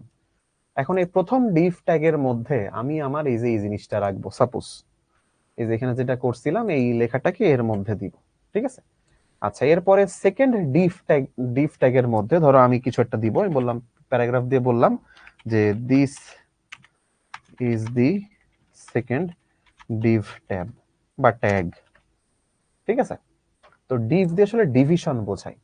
যেমন আমি যদি এখন বলি যে আমার এই ডিভিশনের ব্যাকগ্রাউন্ড কালার ডিফারেন্ট কিছু দিব, তো ব্যাকগ্রাউন্ড কালার ডিফারেন্ট কেমনে দিব, স্টাইল দিয়ে ডাবল কোটেশন, তার ভেতর দিব ব্যাকগ্রাউন্ড কালার। ধরো আমি বললাম যে ব্যাকগ্রাউন্ড কালার দিব হচ্ছে এখানে হোয়াইট, সাপোজ হোয়াইট দিব, ব্যাকগ্রাউন্ড কালার হোয়াইট দিব। আর এই যে নিচে যে ডিভ আছে বা নিচে যে ডিভিশন আছে, আমি বললাম যে স্টাইল, এর ব্যাকগ্রাউন্ড কালারও কিছু একটা দিব। ব্যাকগ্রাউন্ড কালার দিব ধরো সায়ান, সায়ান একটা রঙের নাম। ঠিক আছে, আচ্ছা কালার কোলন দিয়ে লিখতে হবে CYAN, সায়ান। এইটা লিখে এখন যদি আমরা রান করি তাহলে একটা ঘটনা ঘটবে। ঠিক আছে, দেখো আমাদের মেইন যে বডি তার ব্যাকগ্রাউন্ড নীল কালারই আছে, কিন্তু এই যে প্রথম যে ডিভ, ফার্স্ট ডিভ যেটা, তার ব্যাকগ্রাউন্ড কালার হোয়াইট। তার মানে এইটুকু হচ্ছে আমাদের প্রথম ডিভের অংশ। এরপরে এই যে সেকেন্ড যে ডিভটা লিখলাম, এটা হচ্ছে আমাদের দ্বিতীয় অংশ। সেকেন্ড ডিভের ব্যাকগ্রাউন্ড কালার ছিল সায়ান। এই যে এখানে একটা নীল কালার মতন যেটা দেখতেছো, হালকা আকাশি কালার, এটাকে বলে হচ্ছে সায়ান কালার। ঠিক আছে, আচ্ছা তুমি যদি এখন এর ভেতরে আরো কিছু বসাও, ঠিক আছে, ধরো তুমি আরো প্যারাগ্রাফ দিলে, ঠিক আছে, তুমি এর ভেতর ধরো আরো প্যারাগ্রাফ দিলে যে this is cyan colour, this is cyan colour লিখলে। ওকে, তারপরে ধরো তুমি এখানে বললে যে সরি, এখানে আরো একটা দিলে যে ধরো এই লেখাটা বোল্ড করে দিবা, সেই যে তুমি বোল্ড ট্যাগ ইউজ করলে, বললে this is a bold text. ঠিক আছে, এইগুলা লিখলে সেই সবগুলা থাকবে আমাদের এই যে সেকেন্ড ডিভে। এই সব কিছু আমার সেকেন্ড ডিভের মধ্যে। এভাবে ডিভিশন করে আসলে HTML এর এক একটা অংশ তৈরি করা হয়। সো দেখো, এই হচ্ছে ফার্স্ট ডিভ, আর এই পুরোটা হচ্ছে আমার সেকেন্ড ডিভের অংশ, পুরোটা। ঠিক আছে, পুরোটা আমার সেকেন্ড ডিভের অংশ। আমি যতই বাড়াইতে থাকবো এই সেকেন্ড ডিভের মধ্যে যা যা করবো সবকিছু সেকেন্ড ডিভের ব্যাকগ্রাউন্ড কালার পাবে, সবকিছু এই সেকেন্ড ডিভের ব্যাকগ্রাউন্ড কালার পাবে। তো এইটা হচ্ছে ডিভিশনের কাজ, জাস্ট দুইটা পোর্শন ভাগ করে। আমি যদি 3টা ডিভ নিতাম 3টা পোর্শনে ভাগ হতো, 4টা ডিভ নিলে 4টা পোর্শন, তুমি যতগুলা ডিভ নিবা ততগুলা পোর্শনে তোমার ওয়েবসাইট শো করবে। আচ্ছা, এখন আসলে স্প্যান, স্প্যান দিয়ে কি বোঝায়? ধরো আমি চাইতেছি এইখানে যে this is second Depp tag, ঠিক আছে, আমি চাইতেছি এখানে জাস্ট জাস্ট সেকেন্ড ডিভ এই কথাটা লাল রঙের হবে। বুঝাইতে পারছি যে আমার এখানে সেকেন্ড ডিভ এই কথাটুকু শুধু লাল রঙের হবে, বাকি সব যা আছে তাই থাকবে। আমরা তো এতক্ষণে কি শিখলাম যে এই যে পুরো লাইনকে কেমনে লাল রং বানাইতে হয় তা আমরা দেখছি, যে পুরো লাইনকে কেমনে লাল রং বানাইছি, এর মধ্যে স্টাইল কালার হ্যান ত্যান এসব দিয়ে দিছি। আমি চাইতেছি শুধু সেকেন্ড ডিভ এই কথাটা লাল রঙের হবে, তাহলে এইটার জন্য হচ্ছে সেই স্প্যান ট্যাগ ব্যবহার হয়। তাহলে আমি এটাকে একটু কাট করলাম, আমি এখানে একটা নতুন ট্যাগ আনবো স্প্যান ট্যাগ। স্প্যান ট্যাগের মধ্যে আমি এই যে সেকেন্ড ডিভ কথাটা রাখলাম, ঠিক আছে, এই যে স্প্যান ট্যাগ এর ভেতরে সেকেন্ড ডিভ কথাটা রাখলাম। এই স্প্যান ট্যাগের ভেতরে আমি এখন যে স্টাইল দিব সেকেন্ড ডিভ এই পুরো অংশটা সেই স্টাইল পাবে। তাহলে আমি এখানে স্টাইল দিয়ে আমি বললাম যে এর কালার হবে রেড, কালার রেড। তাহলে শুধু সেকেন্ড ডিভটা আমার এইখানে রেড কালার দেখানো উচিত এখন, ঠিক আছে। তো আসো দেখি আসলে দেখাই কিনা। আমরা এখানে রান করলাম, রান করার পরে দেখো এখানে সেকেন্ড ডিভ লেখাটা রেড কালারের হলো। দেখছো সেকেন্ড ডিভটা রেড কালার, কিন্তু বাকি সব কালো কালার হয়ে আছে। সো এইটা হচ্ছে আমার স্প্যান ট্যাগের কাজ। সো এখানে আমরা এই যে ডিভ স্প্যান এই দুইটা ট্যাগের কাজ দেখে ফেললাম, ঠিক আছে। আমরা সবাই বাসায় প্র্যাকটিস করব নিজেরা নিজেদের মতো করে যে এই ট্যাগগুলো আসলে কিভাবে কাজ করে। তুমি এখানে যতই দেখো, বাসায় যদি নিজে না প্র্যাকটিস করো আগামাথা কিছুই বুঝবা না, ড্যাম শিওর, ঠিক আছে। এখানে বসে বসে যা দেখবা সেটা যদি বাসায় প্র্যাকটিস না করো তুমি কিছুই বুঝবা না। এখানে স্টাইল অ্যাট্রিবিউটটার কথা লেখা, তো স্টাইল অ্যাট্রিবিউট অলরেডি আমরা বহুবার ব্যবহার করছি। তো স্টাইল অ্যাট্রিবিউটের এই কথাগুলো হচ্ছে আমাদের বোর্ড বই থেকে নেওয়া, তোমরা রিডিং দিবা। আসো স্টাইল ট্যাগের সাথে আমরা কি কি অ্যাট্রিবিউট ভ্যালু ব্যবহার করতে পারি। একটা দেওয়া আছে উইডথ হাইট, এইটা আমরা আজকে দেখবো, এখন আমি দেখাইনি। এই উইডথ একটা প্রপার্টির নাম, হাইট একটা প্রপার্টির নাম, এটা আমরা এখনো দেখিনি, আমরা একটু পরে দেখব, ছবি যুক্ত যখন করব তখন দেখব। এরপরে আমাদের আছে ধরো border, text line, colour, background colour. Colour আর ব্যাকগ্রাউন্ড কালার আমরা অলরেডি দেখছি কি কাজ করে। কালার হচ্ছে লেখার রং টং চেঞ্জ করে, ব্যাকগ্রাউন্ড কালার ব্যাকগ্রাউন্ডের রং টং চেঞ্জ করে। টেক্সট লাইন হচ্ছে টেক্সটকে ডানে বামে সরায়, ডানে বামে সরায়। বর্ডার হচ্ছে বর্ডার, এটা আমরা টেবিল অংশে দেখবো, নেক্সট ক্লাসে দেখবো বর্ডার কি করে, ঠিক আছে। টেক্সট লাইন আজকে হয়তো দেখবো না। এরপরে ধরো আমাদের এখানে আরো কিছু আছে, ফন্ট ফ্যামিলি, ফন্ট সাইজ, মানে লেখার চেহারা কেমন আসবে, যে লেখাগুলো লিখতেছে ওর চেহারা কেমন আসবে, ফন্ট সাইজ, লেখার সাইজ কত বড় করব কত ছোট করব এটাও নির্ধারণ করা যায়। এটা হচ্ছে মার্জিন, প্যাডিং, এগুলো আমরা দেখবো টেবিল অংশে গিয়ে, টেবিল অংশে গিয়ে আমরা এই জায়গাগুলোকে দেখবো। ওকে, সো এখান থেকে তো বেশ কিছু জিনিস অলরেডি আমরা দেখছি। আর এরপরে হচ্ছে এইচটিএমএল হাইপার লিংক। আচ্ছা, এই পর্যন্ত থাকি। এখানে হচ্ছে ধরো আমি তোমাদের কয়েকটা দেখাই। এখানে ধরো যেমন এখানে টেক্সট লাইন, টেক্সট লাইনটা দেখায় আসো যে টেক্সট লাইন কিভাবে কাজ করে। ধরো আমরা যে এখানে কোড করতেছিলাম, এখানে দেখা একটা টেক্সট লাইন ট্যাগ ইউজ করে, ঠিক আছে। মনে করো এই যে this is cyan colour, this is cyan colour, আমি চাচ্ছি এই লেখাটা মাঝে আসবে। এই লেখাটা কিন্তু বাম পাশে আছে, ওয়েবসাইটের এই যে বাম পাশে আছে, তাই না? এটা আমাদের ওয়েবসাইটের চেহারা, ওয়েবসাইটের বাম পাশে আছে। আমি চাচ্ছি এটাই মাঝ বরাবর থাকুক, তাহলে আমাকে দিতে হবে টেক্সট অ্যালাইন সেন্টার, ঠিক আছে, টেক্সট অ্যালাইন সেন্টার। তো সেটা কিভাবে করব? এই যে পি ট্যাগ এর ভেতরে তুমি দিবা স্টাইল, স্টাইলের ভেতরে তুমি প্রপার্টি হিসাবে দিবা হচ্ছে টেক্সট অ্যালাইন, টেক্সট অ্যালাইন, এবার তুমি দিবা CENTER সেন্টার, ঠিক আছে। টেক্সট অ্যালাইন সেন্টার দিয়ে দেখি রান করে কিনা। দেখো দিস ইজ সায়ান কালার লেখাটা মাঝে চলে আসছে, ঠিক আছে, আগে ছিল বামে, এবার চলে আসছে মাঝে। তুমি যদি এবার এখানে দাও যে টেক্সট কালার সেন্টার না দিয়ে তুমি বলো যে রাইট, ডান পাশে থাকবে, একদম স্ক্রিনের ডান পাশে থাকবে, তাহলে আসো রাইট লিখে দেখি সরে কিনা ডান দিকে। অনেক সময় নাও সরতে পারে, আচ্ছা সরছে দেখা যাচ্ছে।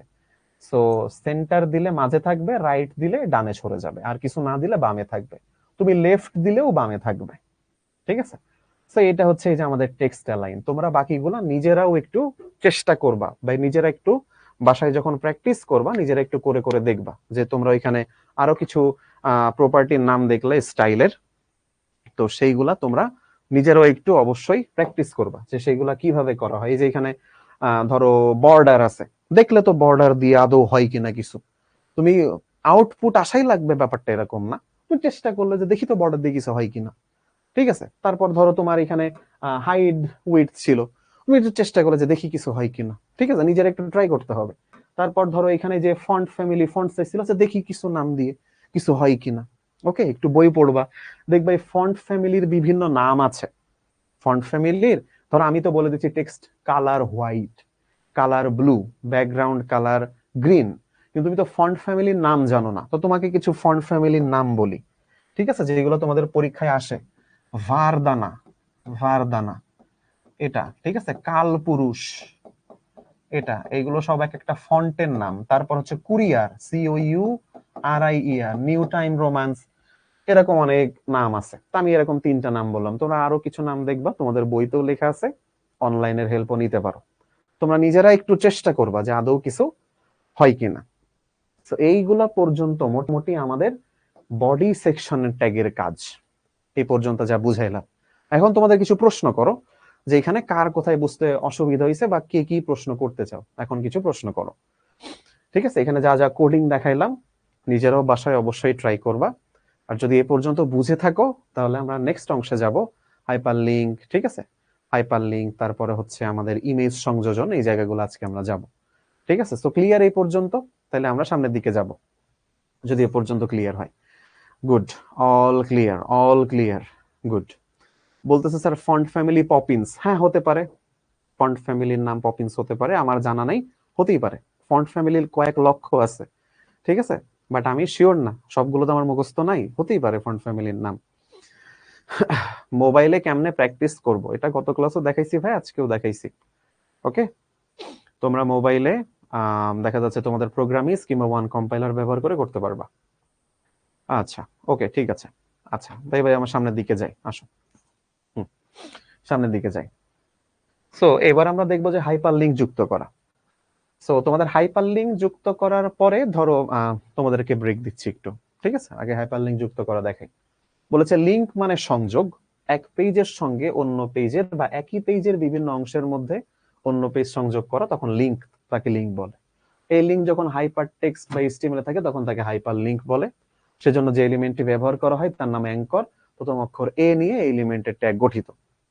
এই 3টা লাইন বোর্ড বই থেকে নেওয়া, টিপিক্যাল বেশ ডিফিকাল্ট ভাবে লেখা, খুবই ডিফিকাল্ট ভাবে লেখা, তাই না? আচ্ছা, তো আসলে কি হয়, ধরো তুমি দিতে চাচ্ছ যে তোমার ওয়েবসাইটে একটা লিঙ্ক থাকবে, যে লিঙ্কে ক্লিক করলে মানুষ গুগলে যেতে পারবে, গুগলের ওয়েবসাইটে চলে যাবে, বা ফেসবুকের ওয়েবসাইটে চলে যাবে, শিখর ওয়েবসাইটে চলে যাবে, একটা এরকম একটা লিঙ্ক দিতে যাচ্ছে, তুমি সেটাকে কিভাবে দিবা?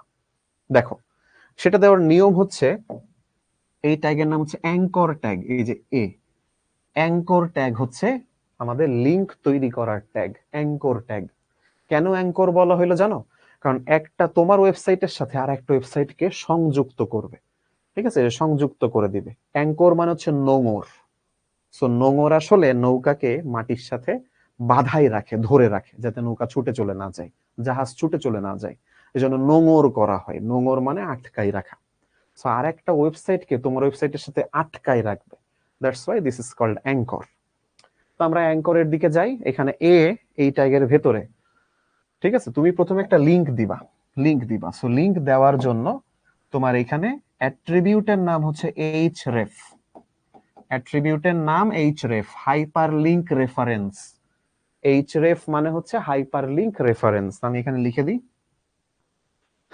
ঠিক আছে, href, এটা মানে হচ্ছে হাইপার লিংক রেফারেন্স।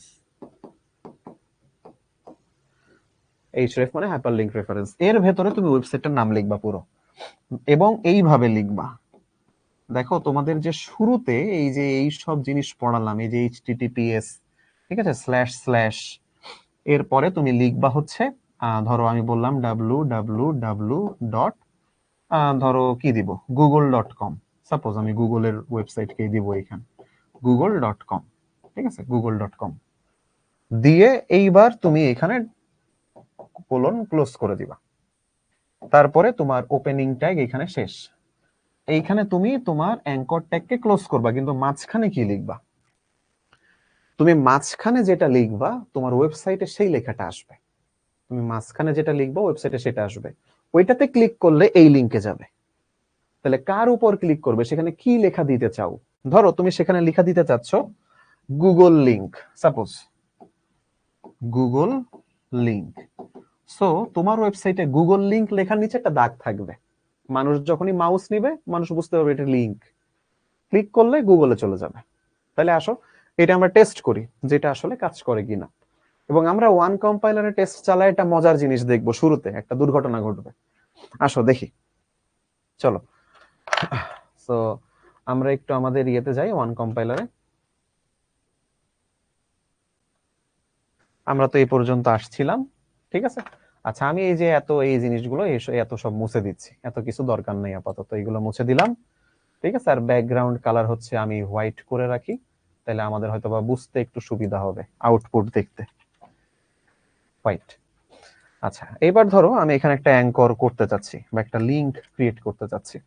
তার জন্য আমার দরকার href এর ভেতর আমি দিব যে https://www.gle.com, google.com, ঠিক আছে। আর এখানে আমরা কি দিতে চাইছিলাম, গুগল লিংক, ওকে, এইটা আমরা এখানে দিতে চাইছিলাম, ঠিক আছে। দেখো এই যে https আমরা যদি এই যে এখানেও এই যে ইয়ে করি, এই যে দেখি যে পুরো জিনিসটা, আচ্ছা এখানে তো দেখা যাচ্ছে যে এটা অফ করে রাখছে, আচ্ছা ঠিক আছে সমস্যা নেই।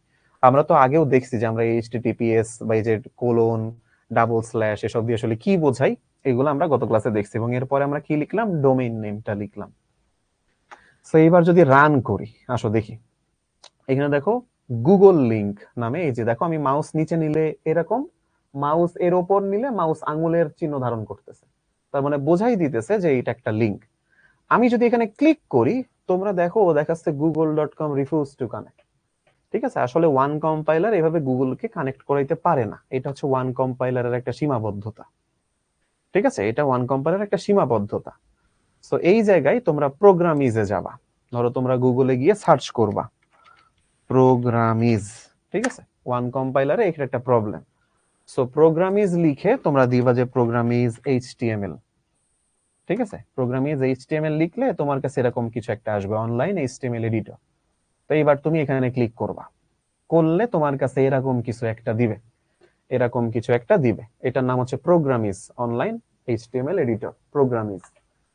সো তোমরা এখান থেকেও এই যে style.css কেটে দিবা, script.js কেটে দিবা, বাদ, ওটা দরকার নেই। এরপরে এখানে যা আছে কেটে দাও, বাদ দিয়ে দিলাম। আমাদের কিরকম দরকার, আসো আমরা HTML কে ঠিক যেভাবে তৈরি করি সেভাবে আমরা এখন বানাবো, ঠিক আছে। এরপরে আমরা বডি নিছিলাম, এইভাবে। এরপরে হচ্ছে আমরা অ্যাঙ্কর ট্যাগ দিছিলাম, অ্যাঙ্কর ট্যাগের ভেতরে আচ্ছা আমরা তো এখানে লিখবো href ইজ ইকুয়ালস টু, তারপরে ডাবল কোটেশন, তার মধ্যে আমরা লিখবো https কোলন দিয়ে ডাবল স্ল্যাশ, তারপর লিখবো www.gle.com, google.com, ঠিক আছে। এরপরে আমরা লিখবো GWGLE, Google link, LINK link. আর এইদিকে আমরা এই যে অ্যাঙ্কর ট্যাগ ক্লোজ করে দিলাম, বডি ট্যাগ ক্লোজ করে দিলাম, sorry BODY, body tag close করে দিলাম। তারপরে আমরা HTML ট্যাগ কেও ক্লোজ করে দিলাম, যেহেতু HTML সবার আগে, HTML সবার লাস্টে গেছে, ঠিক আছে। তাহলে আসো এবার আমরা এখানে যে দেখো এই যে এই পাশে আউটপুট দেখাচ্ছে যে গুগল লিংক। এখন যদি আমরা এখানে ক্লিক করি, এও দেখাচ্ছে যে রিফিউজ টু কানেক্ট। তাইলে ভাই কি হইলো, তাহলে কি এখানে এটাও ঝামেলা? তোমরা অনলাইনে যত এরকম কম্পাইলার ব্যবহার করবা তাদের এই ঝামেলা দিবে, কিন্তু যারা নিজেদের কম্পিউটারে ধরো ভিজুয়াল স্টুডিও কোড বলো, কিংবা ওই যে ওইটারে কি বলে ভিজুয়াল স্টুডিও কোড কিংবা নোটপ্যাড, তোমরা যখন ওইখানে বসাবা তোমরা ডিরেক্ট এখানে গুগলে কানেক্ট করতে পারবা। আচ্ছা আমরা এই যে href নামক, আচ্ছা আমি একটু এই পাশে যাই, এই যে href নামক যে জিনিসটা আমরা এখানে ইউজ করলাম, ঠিক আছে। এই যে এখানে এই যে google.com এর জন্য আমরা এখানে আরেকটা অ্যাট্রিবিউট ব্যবহার করব, আরেকটা, সেই অ্যাট্রিবিউটের নাম হচ্ছে টার্গেট। এর ভেতরে ডাবল কোটেশন দিয়ে আমরা একটা আন্ডারস্কোর দিব, আন্ডারস্কোর দিয়ে আমরা দিব ব্ল্যাঙ্ক। এখন এটার মানে কি, টার্গেট ব্ল্যাঙ্ক দেওয়ার অর্থ হচ্ছে এই ওয়েবসাইটটা একটা নতুন ওয়েব পেজে ওপেন হবে। সো চলো দেখি ওয়ান কম্পাইলার এটাও পারে কিনা। সো এটা রান করতে দিছি গুগল লিংক। ধরো আমি এখানে ক্লিক করলাম, এই যে দেখো google.com এ এখানে নতুন একটা উইন্ডোতে ওপেন হয়েছে। তোমরা খেয়াল করছো কিনা জানি না। আমি আবার কি বলে এই যে এটা আমাদের এখন ইয়েতে আছি, কি বলে আমাদের ওয়ান কম্পাইলারে আছি। এখন আমি যদি এখানে গুগল লিংকে ক্লিক করি, ঠিক আছে, আমি যদি গুগল লিংকে এখানে ক্লিক করি, তোমরা দেখবা এই যে এই ওপরের দিকে তাকা বা উপরের দিকে এখানে নতুন একটা উইন্ডোতে গুগল ওপেন হবে। তো আমি যে ক্লিক করলাম, এই যে দেখো নতুন একটা উইন্ডোতে গুগল ওপেন হয়েছে, কিন্তু স্টিল এটা ব্লকড। তাহলে তো কাজ করলো না। আচ্ছা চলো প্রোগ্রাম ইজে ট্রাই করি। প্রোগ্রাম ইজে আমরা সেম কোডটা লিখি, ঠিক আছে, প্রোগ্রাম ইজে লিখি। সেই যে href, এরপরে আমরা লিখবো হচ্ছে টার্গেট, তারপরে এর ভেতরে আমরা লিখবো হচ্ছে ব্ল্যাঙ্ক, ঠিক আছে, টার্গেট ব্ল্যাঙ্ক। ব্ল্যাঙ্ক লিখে এই যে একটা ডাবল কোটেশন ক্লোজ করে দিলাম, টার্গেট ব্ল্যাঙ্ক। তার মানে হইতেছে এই গুগল লিংকে এখন যদি আমরা ক্লিক করি তাহলে অবশ্যই আমাদের এখানে দেখানো উচিত, ঠিক আছে, ও মা, ঠিক আছে, এই যে এখানে দেখানো উচিত। আমাদের এই যে গুগল লিংক আছে এটাতে ক্লিক করলে নতুন একটা উইন্ডোতে গুগল ওপেন হবে এবং সেখানে গুগল আসা উচিত। দেখি হয় কিনা। আসো তো, ধরো আমি এখানে যে গুগল লিংকে ক্লিক করলাম, দেখি কি হয়। এইবার দেখো google.com এ চলে আসছে। তাহলে প্রোগ্রাম ইজ এটা পারলো, কিন্তু ওয়ান কম্পাইলার পারলো না। তো এটা হচ্ছে ওয়ান কম্পাইলারের একটা প্রবলেম, ঠিক আছে। এই জন্য আসলে ওয়ান কম্পাইলারে সবকিছু হবেও না, এই প্রোগ্রাম ইজেও সবকিছু হবে না আসলে। এই জন্য বেস্ট যাদের নিজেদের কম্পিউটার বা ল্যাপটপ আছে, তুমি যখন এটাকে কি বলে আমাদের নোটপ্যাড কিংবা হচ্ছে ভিজুয়াল স্টুডিও কোডে যখন এসব কোড করবা, তুমি দেখবা সুইফট সুন্দরভাবে রান হইতেছে। কিন্তু তুমি ওয়ান কম্পাইলার বা প্রোগ্রাম ইজে করলে এই সব ঝামেলা দেখা দিবে, অফেন এইসব ঝামেলা দেখা দিবে। আচ্ছা, এখানে এই যে টার্গেট ব্ল্যাঙ্ক, এর আসলে আরো একটা ব্যাপার হয়, এটাকে হয় টার্গেট সেলফ আন্ডারস্কোর, তারপরে লেখা যায় সেলফ। এই টার্গেট সেলফ মানে হচ্ছে আমরা এখন এই যেই ট্যাবে আছি এই ট্যাবেই গুগল ওপেন হবে। তাহলে আসো এটা রান করি। রান করলে এখানে তো গুগল কানেক্ট করতে পারে না, তো আমি এই যে গুগলে দিলে এই যে এখানে ও গুগলে কানেক্ট করাইতে পারতেছে না। যেই ট্যাবে ছিল সেই ট্যাবে ওপেন হওয়ার নাম হচ্ছে টার্গেট সেলফ। আর টার্গেট আন্ডারস্কোর ব্ল্যাঙ্ক যদি দেই তাহলে নতুন একটা ট্যাব এখানে খুলে সেইখানে আমার গুগলটা ওপেন হবে, ঠিক আছে। এইটা হচ্ছে আমাদের টোটাল হাইপার লিঙ্ক রেফারেন্স বা কিভাবে হাইপার লিঙ্ক যুক্ত করব তার সিস্টেম। ধরো আমরা প্রোগ্রামিজে আবার একটু যাই। প্রোগ্রামিজে আমরা নতুন একটা ধরো একটা ইয়ে করি, নতুন একটা লিঙ্ক ক্রিয়েট করার ট্রাই করি। আসো, ধর আমি এখানে কপি করলাম, এরপরে আমি একটা জিনিস লিখবো বিআর, বিআর দিয়ে লাইন ব্রেক বোঝায়, আমি এখানে পেস্ট করলাম। তো ধরো এবার আর google.com না, আমি চাচ্ছি এবার আমার দরকার facebook.com, facebook.com, ঠিক আছে। টার্গেট ব্ল্যাঙ্কই দিলাম, কেমন টার্গেট ব্ল্যাঙ্ক। ফেসবুকে যেতে যাচ্ছি, দেখি হয় কিনা। তো এটা গুগল লিংক না, ধরো এর নাম দিব হচ্ছে ফেসবুক লিংক। ফেসবুক লিংক, এখানে দেখো দুইটা লিংক, একটা গুগল লিংক একটা ফেসবুক লিংক। এখন আমি যদি ফেসবুক লিংকে ক্লিক করি আমরা দেখবো যে নতুন একটা উইন্ডোতে ফেসবুক ওপেন হওয়া উচিত। আমি ফেসবুক লিংকে ক্লিক করলাম, এখানে দেখো নতুন একটা উইন্ডোতে ফেসবুক ওপেন হলো, ঠিক আছে, নতুন একটা উইন্ডোতে ফেসবুক ওপেন হলো। সো এই আর কি, এইগুলো হচ্ছে আমাদের হাইপার লিংক রেফারেন্সের কথাবার্তা। সো এইভাবে হচ্ছে হাইপার লিংক যুক্ত করা হয় বা লিংক যুক্ত করা হয় অ্যাঙ্কর ট্যাগের সাহায্য নিয়ে। সো সেই জিনিসের কন্টিনিউশন এখানে দেখানো, যে এ ট্যাগের অ্যাট্রিবিউট দুইটা হয়, href আর টার্গেট। টার্গেটের ভ্যালু দুইটা হয়, সেলফ ব্ল্যাঙ্ক। href এর ভ্যালু আমি যেই ওয়েবসাইটে যাব সেই ওয়েবসাইটের লিংকটাই হচ্ছে href এর অ্যাট্রিবিউটের ভ্যালু। তাহলে এ ট্যাগের অ্যাট্রিবিউট কয়টা? দুইটা, মনে রাখতে হবে, এগুলো এমসিকিউতে দেয়। href টার্গেট, টার্গেটের অ্যাট্রিবিউট এর যে ভ্যালু সেটা কোনটা কোনটা হতে পারে? সেলফ ব্ল্যাঙ্ক, ঠিক আছে। টার্গেটের অ্যাট্রিবিউটের ভ্যালু দুইটা, সেলফ আর ব্ল্যাঙ্ক, এবং তার আগে আন্ডারস্কোর মাস্ট, এর আগে আন্ডারস্কোর দিতে হবে, এটা মাস্ট, ঠিক আছে। সো এই যে এখানে বলেছে যে ওয়েবসাইটের ঠিকানা বা ইউআরএল বসানো এই href অ্যাট্রিবিউটের মাধ্যমে। আবার যদি এমন প্রয়োজন হয় যে লিংক ক্লিক করলে সেটি ওয়েব ব্রাউজারের নতুন একটি ট্যাবে খুলুক, তখন আমরা টার্গেট অ্যাট্রিবিউট ব্যবহার করি। টার্গেটের অ্যাট্রিবিউট সেলফ ব্যবহার করলে লিংকটি একই ট্যাবে খুলবে, আর যদি ব্ল্যাঙ্ক ব্যবহার করা হয় মানে আন্ডারস্কোর ব্ল্যাঙ্ক, তখন একটা নতুন ট্যাবে খুলবে। তো এইটা মনে হয় আমরা দেখছি, তো এই জিনিসগুলো আমাদের বোর্ড বইতে লেখা আছে, সেই জায়গাগুলা বোর্ড বই থেকে অবশ্যই ভালো করে পড়ে ফেলবা, কেমন? আচ্ছা, যদি বুঝে থাকো তাহলে আসো তোমাদের একটা পোল কোশ্চেন দিই, ঠিক আছে, তোমাদের একটা পোল দেই, আসো না ওই পোলের অ্যান্সার করা ট্রাই করো। ঠিক আছে। ব্যবহৃত অ্যাট্রিবিউট বলছে, ঠিক আছে, ব্যবহৃত অ্যাট্রিবিউট বলেছে এ ট্যাগ বা অ্যাঙ্কর ট্যাগের সাথে ব্যবহৃত অ্যাট্রিবিউট নিচের কোনটা। দেখো তো পোল যাচ্ছে তোমাদের কাছে, পোলে অ্যান্সার করো তো দেখি কি অবস্থা, কি বুঝলে। যে এ ট্যাগের সাথে ব্যবহৃত অ্যাট্রিবিউট, এ হচ্ছে অ্যাঙ্কর ট্যাগ, অ্যাঙ্কর ট্যাগের সাথে আমরা কোন কোন অ্যাট্রিবিউট ব্যবহার করতে পারি। এইচ রেফ আছে, টার্গেট আছে, ব্ল্যাঙ্ক আছে। দেখো তো এ ট্যাগের অ্যাট্রিবিউট, অ্যাট্রিবিউটের নাম কোনটা কোনটা দেখি, মুখস্থ হয়েছে কিনা। সময় দিচ্ছি, সময় নিয়ে করো, দেখি কার কার মনে আছে এ ট্যাগের সাথে ব্যবহৃত অ্যাট্রিবিউট। ঠিক আছে, সময় শেষ করি। আচ্ছা, আমি দেখছি 117 জন কারেক্ট অ্যান্সার দিয়েছে। আমি দেখছি ইসরাজান ছোহা, তারপরে ইফাজ, তারপর হচ্ছে সেজুতি আফরিন, আমেনা, মুগ্ধ, কৌশিক, তারপর সাকিব, তারপর হচ্ছে সুলতানা, মিম, তারপর হচ্ছে জুনাইদ হাসান, তহিরুল হোসেন ছোয়া, আফিফা হোসেন, সৌরভ, নুহা, মুন, সাকিব, ঐশী, আখি, শর্মি, নুসরাত জাহান, ফারহানা, সাদিয়া, সুবহানা, তাসিন, রিপা, মনিতা মনি, মনিয়াত মনি, আচ্ছা, হাবিব আক্তার, সুমাইয়া, আতকিয়া আদিবা, ইয়াসিরা, তাসনিয়া, রাবেয়া আক্তার, তারপর রাফি, মারিয়া সুলতানা, জারিন, তারপর হচ্ছে আফরোজ, সাদিয়া, আচ্ছা, তারপর ওবায়দুল কাদের, তারপর হচ্ছে মৌ, তারপর হচ্ছে বৃষ্টি রয়, প্রীতি মাহমুদ, তারপর হচ্ছে এমনি জুবায়ের, জানাতি সরকার, সাবিহা, ফারহা, সুরভি, আফসানা, জুবায়ের, আলিনা মেহনাজ, মাহাদি, আরিফ আমিম। গুড, তোমরা কারেক্ট অ্যান্সার দিয়েছো সবাই। তো দেখো টার্গেট এটা অ্যাট্রিবিউটের নাম, এইচ রেফ এটা অ্যাট্রিবিউটের নাম, কিন্তু যে ব্ল্যাঙ্ক এর আগে একটা ইয়ে নাই, এটা আসলে অ্যাট্রিবিউটের ভ্যালু। এটা এমনিতেও হতো না, এর আগে যদি আমি একটা আন্ডারস্কোর দিতাম তাও হতো না। এটা অ্যাট্রিবিউটের ভ্যালু, এটা অ্যাট্রিবিউটের নাম না। আমার দরকার অ্যাট্রিবিউটের নাম, অ্যাট্রিবিউট বলতে অ্যাট্রিবিউটের নাম বোঝায়, অ্যাট্রিবিউটের ভ্যালু না। তাহলে কারেক্ট অ্যান্সার হচ্ছে ক।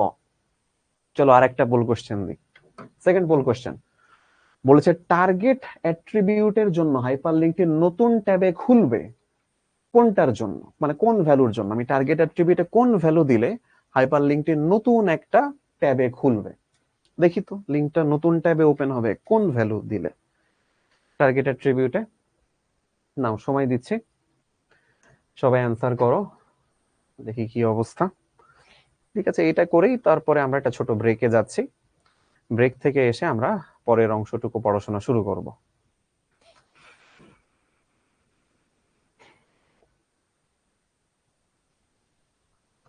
ওকে, সময় শেষ করি, দেখি এবার কয়জন পারলো। আচ্ছা, 192 জন, বাহ, এবার অনেক উন্নতি হয়েছে, ভেরি গুড। সো যারা যারা অ্যান্সার দিচ্ছ থ্যাংক ইউ, এবার সংখ্যা বাড়ছে, সো এটা খুবই ভালো। একটা হচ্ছে ব্ল্যাঙ্ক, ব্ল্যাঙ্ক দিলে নতুন জায়গায় ওপেন হবে, আর সেলফ দিলে যেই ট্যাবে আছে ওই ট্যাবেই ওপেন হবে। গুড, তাহলে এখন হচ্ছে একটা বিরতি নেই, নাও এখন হচ্ছে একটা বিরতি দিচ্ছি, বিরতির পর এসে এই জায়গাটা থেকে আমরা শুরু করব যে এইচটিএমএল এ কিভাবে আমাদের ইমেজ বসাইতে হয়। ক্লাস হচ্ছে 10টা বেজে 10 মিনিটে, ঠিক আছে। নাও এখন তাহলে তোমাদের ব্রেক।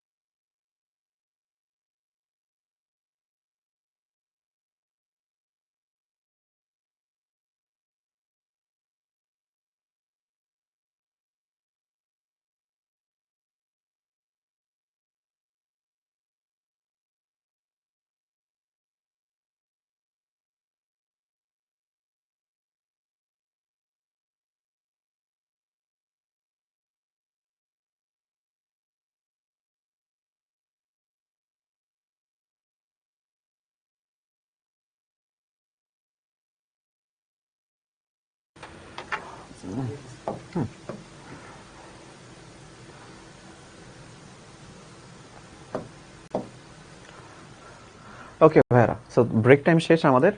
তো এখন আসলে আমরা ইমেজ কিভাবে যুক্ত করব। তো ইমেজ যুক্ত করার ট্যাগ হচ্ছে আইএমজি, ইমেজের শর্ট ফর্ম আইএমজি, এবং এটা একটা এমটি ট্যাগ, অর্থাৎ এর কোনো ক্লোজিং ট্যাগ নেই, এর কোনো কন্টেন্ট নেই। সো ইমেজ ট্যাগের মধ্যে দেখো কিছু অ্যাট্রিবিউট এখানে অলরেডি বলে দিছে, যে এসআরসি। এসআরসি হচ্ছে সোর্সের শর্ট ফর্ম। সোর্স, যে ইমেজটা কোথায় আছে। অল্ট, অল্ট মানে হচ্ছে অল্টারনেটিভ টেক্সট, ঠিক আছে, অল্টারনেটিভ টেক্সট। কোনো কারণে যদি ইমেজটা লোড না হয়, ওয়েবসাইটে একটা লেখা শো করবে যে এখানে একটা ধরো বাচ্চার ছবি ছিল, বা এখানে হয়তো একটা বাঘের ছবি ছিল, বা এখানে একটা ভাল্লুকের ছবি ছিল, এখানে একটা বিড়ালের ছবি ছিল, এরকম কিছু। এরপর হচ্ছে হাইট। হাইট মানে হচ্ছে উচ্চতা, যে ছবিটা তুমি দিচ্ছ তার উচ্চতা কত হবে। আর তারপর হচ্ছে উইডথ। উইডথ মানে হচ্ছে প্রস্থ, তুমি যে ছবিটা দিচ্ছ তা এই দিকে কত বড় হবে। আর হাইট মানে হচ্ছে এই দিকে কত বড় হবে স্ক্রিনে। এই দুইটা জিনিস হচ্ছে হাইট উইডথ এর কাজ। তো হাইট উইডথ আমরা অলরেডি দেখছি যে স্টাইল দিয়ে হাইট উইডথ দেয়, এখানেও দেখবো যে আমরা ব্যবহার করব হাইট উইডথ দিয়ে আমরা ব্যবহার করতে পারবো। তো ইমেজটাকে কিভাবে একটা ইমেজকে লেখা হয় সেটা এবার এখানে দেখানো আছে। দুইটা ওয়েতে লেখা যায়, দুইটা ওয়েতে। তার প্রথমটা হচ্ছে ইমেজ লিখবা এসআরসি সমান ডাবল কোটেশন, যেহেতু এসআরসি হচ্ছে অ্যাট্রিবিউটের নাম, অ্যাট্রিবিউটের ভ্যালু। অ্যাট্রিবিউটের ভ্যালু হচ্ছে ছবির নামটা। তোমার যদি অন্য কোনো কিছু না বলে দেয়, জাস্ট ছবির নামটা হচ্ছে তোমার এসআরসির ভ্যালু হবে। ছবির নামটা তোমার এসআরসির ভ্যালু হতে হবে। এরপরে তুমি উইডথ হাইট কি দিবা, it's up to you, it's up to you. আর যদি বলে দেয় যে তোমার কম্পিউটারের এই ফোল্ডারের মধ্যে, বা এই ড্রাইভের এই ফোল্ডারের মধ্যে এই ছবিটা আছে, তখন এইভাবে যেতে হবে। এর অর্থ কি জানো, ডি ড্রাইভের, এই যে ডি দেওয়া, এটা হচ্ছে কম্পিউটারে একটা ড্রাইভ থাকে, হার্ড ডিস্কের একটা ড্রাইভ থাকে, হার্ড ডিস্ক ড্রাইভ। তো ডি ড্রাইভ মাই পিকচার্স ফোল্ডারের মধ্যে ইমেজ ডট জেপিজি নামে একটা ছবি আছে, সেটা ওয়েবসাইটে শো করতে যাচ্ছি, তখন এসআরসি তে এইভাবে লিখতে হবে। তোমাকে যদি বলতো যে ই ড্রাইভের ফটোস ফোল্ডারের মধ্যে সাইফ ডট জেপিজি নামে একটা ছবি আছে, ওইটা দিতে হবে, তাহলে তুমি কিভাবে লিখতে, তুমি এইভাবে লিখতে তখন, যে প্রথমে আইএমজি লিখবো ইমেজ ট্যাগের জন্য, তারপরে লিখবো এস আর সি সমান সমান ডাবল কোটেশন দিয়ে, আমরা কি বললাম ই, ই ড্রাইভ, তাহলে ই এর পরে কোলন দিব, তারপর একটা স্ল্যাশ দিব, ই ড্রাইভের মধ্যে ফটোস ফোল্ডার, এই যে ফোল্ডার ফটোস, তারপরে আবার স্ল্যাশ, এর ভিতরে সাইফ ডট জেপিজি নামে একটা ছবি আছে, সাইফ ডট জেপিজি এই নামের ছবি আছে, দিয়ে আমাদের ইমেজ ট্যাগ ক্লোজ, ডান। এইভাবে দিলে বোঝাবে ই ড্রাইভের ফটোস ফোল্ডারের মধ্যে সাইফ ডট জেপিজি নামক ছবি আছে। এটা দিয়ে বোঝাই ডি ড্রাইভে মাই পিকচার্স নামক ফোল্ডারের ইমেজ ডট জেপিজি নামক ছবিটা। আর যদি কোনো ফোল্ডার এরকম ডিরেক্টরি বা পথ বলে না দেয়, তুমি ডিরেক্ট ইমেজের নামটাই হচ্ছে তোমার এসআরসি তে বসাবা, আর তুমি ছবির হাইড উইডথ যা দিতে চাও সেটা দিতে পারো। সচরাচর অল্টারনেটিভ টেক্সট পরীক্ষায় দিতে বলেন, বা অল্টারনেটিভ টেক্সট আমার না দিলেও চলে। ছবি লোড না হইলে ওইখানে একটা ছবি লোড হয়নি এরকম একটা ইমেজ উঠে থাকবে ওয়েবসাইটে, সেখানে আমি কিছু ছেলে লিখে দিতেও পারি, ছেলে নাও পারি, এটা আমাদের ইচ্ছা। তো এইটা হচ্ছে ইমেজের দুইটা ফরম্যাট দেখাইলাম, ঠিক আছে। এখন এখানে একটা বিশেষ ব্যাপার, তোমরা যারা কম্পিউটারে কোড করবা, তুমি তোমার এইচটিএমএল যে ফাইলটা লিখতেছো, এই যে আমরা কোড করতেছি যে ফাইলে, বা তোমরা যারা করতেছো কম্পিউটারে, এইচটিএমএল ফাইলটা যেখানে, তোমার এই ছবিটা ঠিক সেখানেই থাকতে হবে। তাইলে এসআরসি সমান ছবির নামটা লিখে দিলেই হবে, ঠিক আছে। তোমার এইচটিএমএল ফাইলটা যেখানে, তোমার ছবিটাও ওই ফোল্ডারেই থাকতে হবে, বা ওইখানেই থাকতে হবে। তাইলে তুমি এসআরসি সমান এটা লিখে দিলে চলে আসবে। আর যদি ওই ফোল্ডারে না থাকে, তখন এই যে এই সিস্টেমে যেতে হবে, এই সিস্টেমে। এখন কথা হচ্ছে, এখানে তো আমরা অনলাইন কম্পাইলারে সব করে দেখাচ্ছি। সো অনলাইন কম্পাইলার আসলে ভাইয়া এইভাবে কোনো কিছু শো করা যায় না। এটা হচ্ছে আমাদের ওই যে কম্পিউটারের যে ভিজুয়াল স্টুডিও কোড বা নোটপ্যাড, সেখানে এইভাবে করা যায়। তোমরা তোমাদের কলেজে যদি ফ্যাসিলিটি থাকে, বা যাদের কম্পিউটারে ফ্যাসিলিটি আছে, তারা এইগুলা টেস্ট করে দেখতে পারো। এখন আমরা যদি এরকম অনলাইন কম্পাইলারে দেখাই, তাহলে আমাদের ছবি দেখানোর আর একটা রাস্তা আছে, যে আমরা অনলাইন কম্পাইলারে আমাদের ছবিকে কিভাবে দেখাবো। তো সেটার একটা উপায় তোমাদেরকে দেখাই। আর এতক্ষণ যেটা দেখালাম এটা হচ্ছে তোমাদের বইয়ের উপায়, বইতে এইভাবে দেওয়া আছে, ঠিক আছে, বইতে এইভাবে দেওয়া আছে। তো ধরো আমি এখানে গেলাম, এটা আমাদের ওয়ান কম্পাইলার, ঠিক আছে, এইখানে এটা থাকলো। এখন ধরো আমি এখানে একটা ছবি দিব, ছবি। তো ছবির জন্য তোমরা গুগলে যাবা, গুগলে গিয়ে সার্চ করবা IMGBB, এই নামটা লিখবা, IMGBB, এটা লিখে এন্টার দিবা।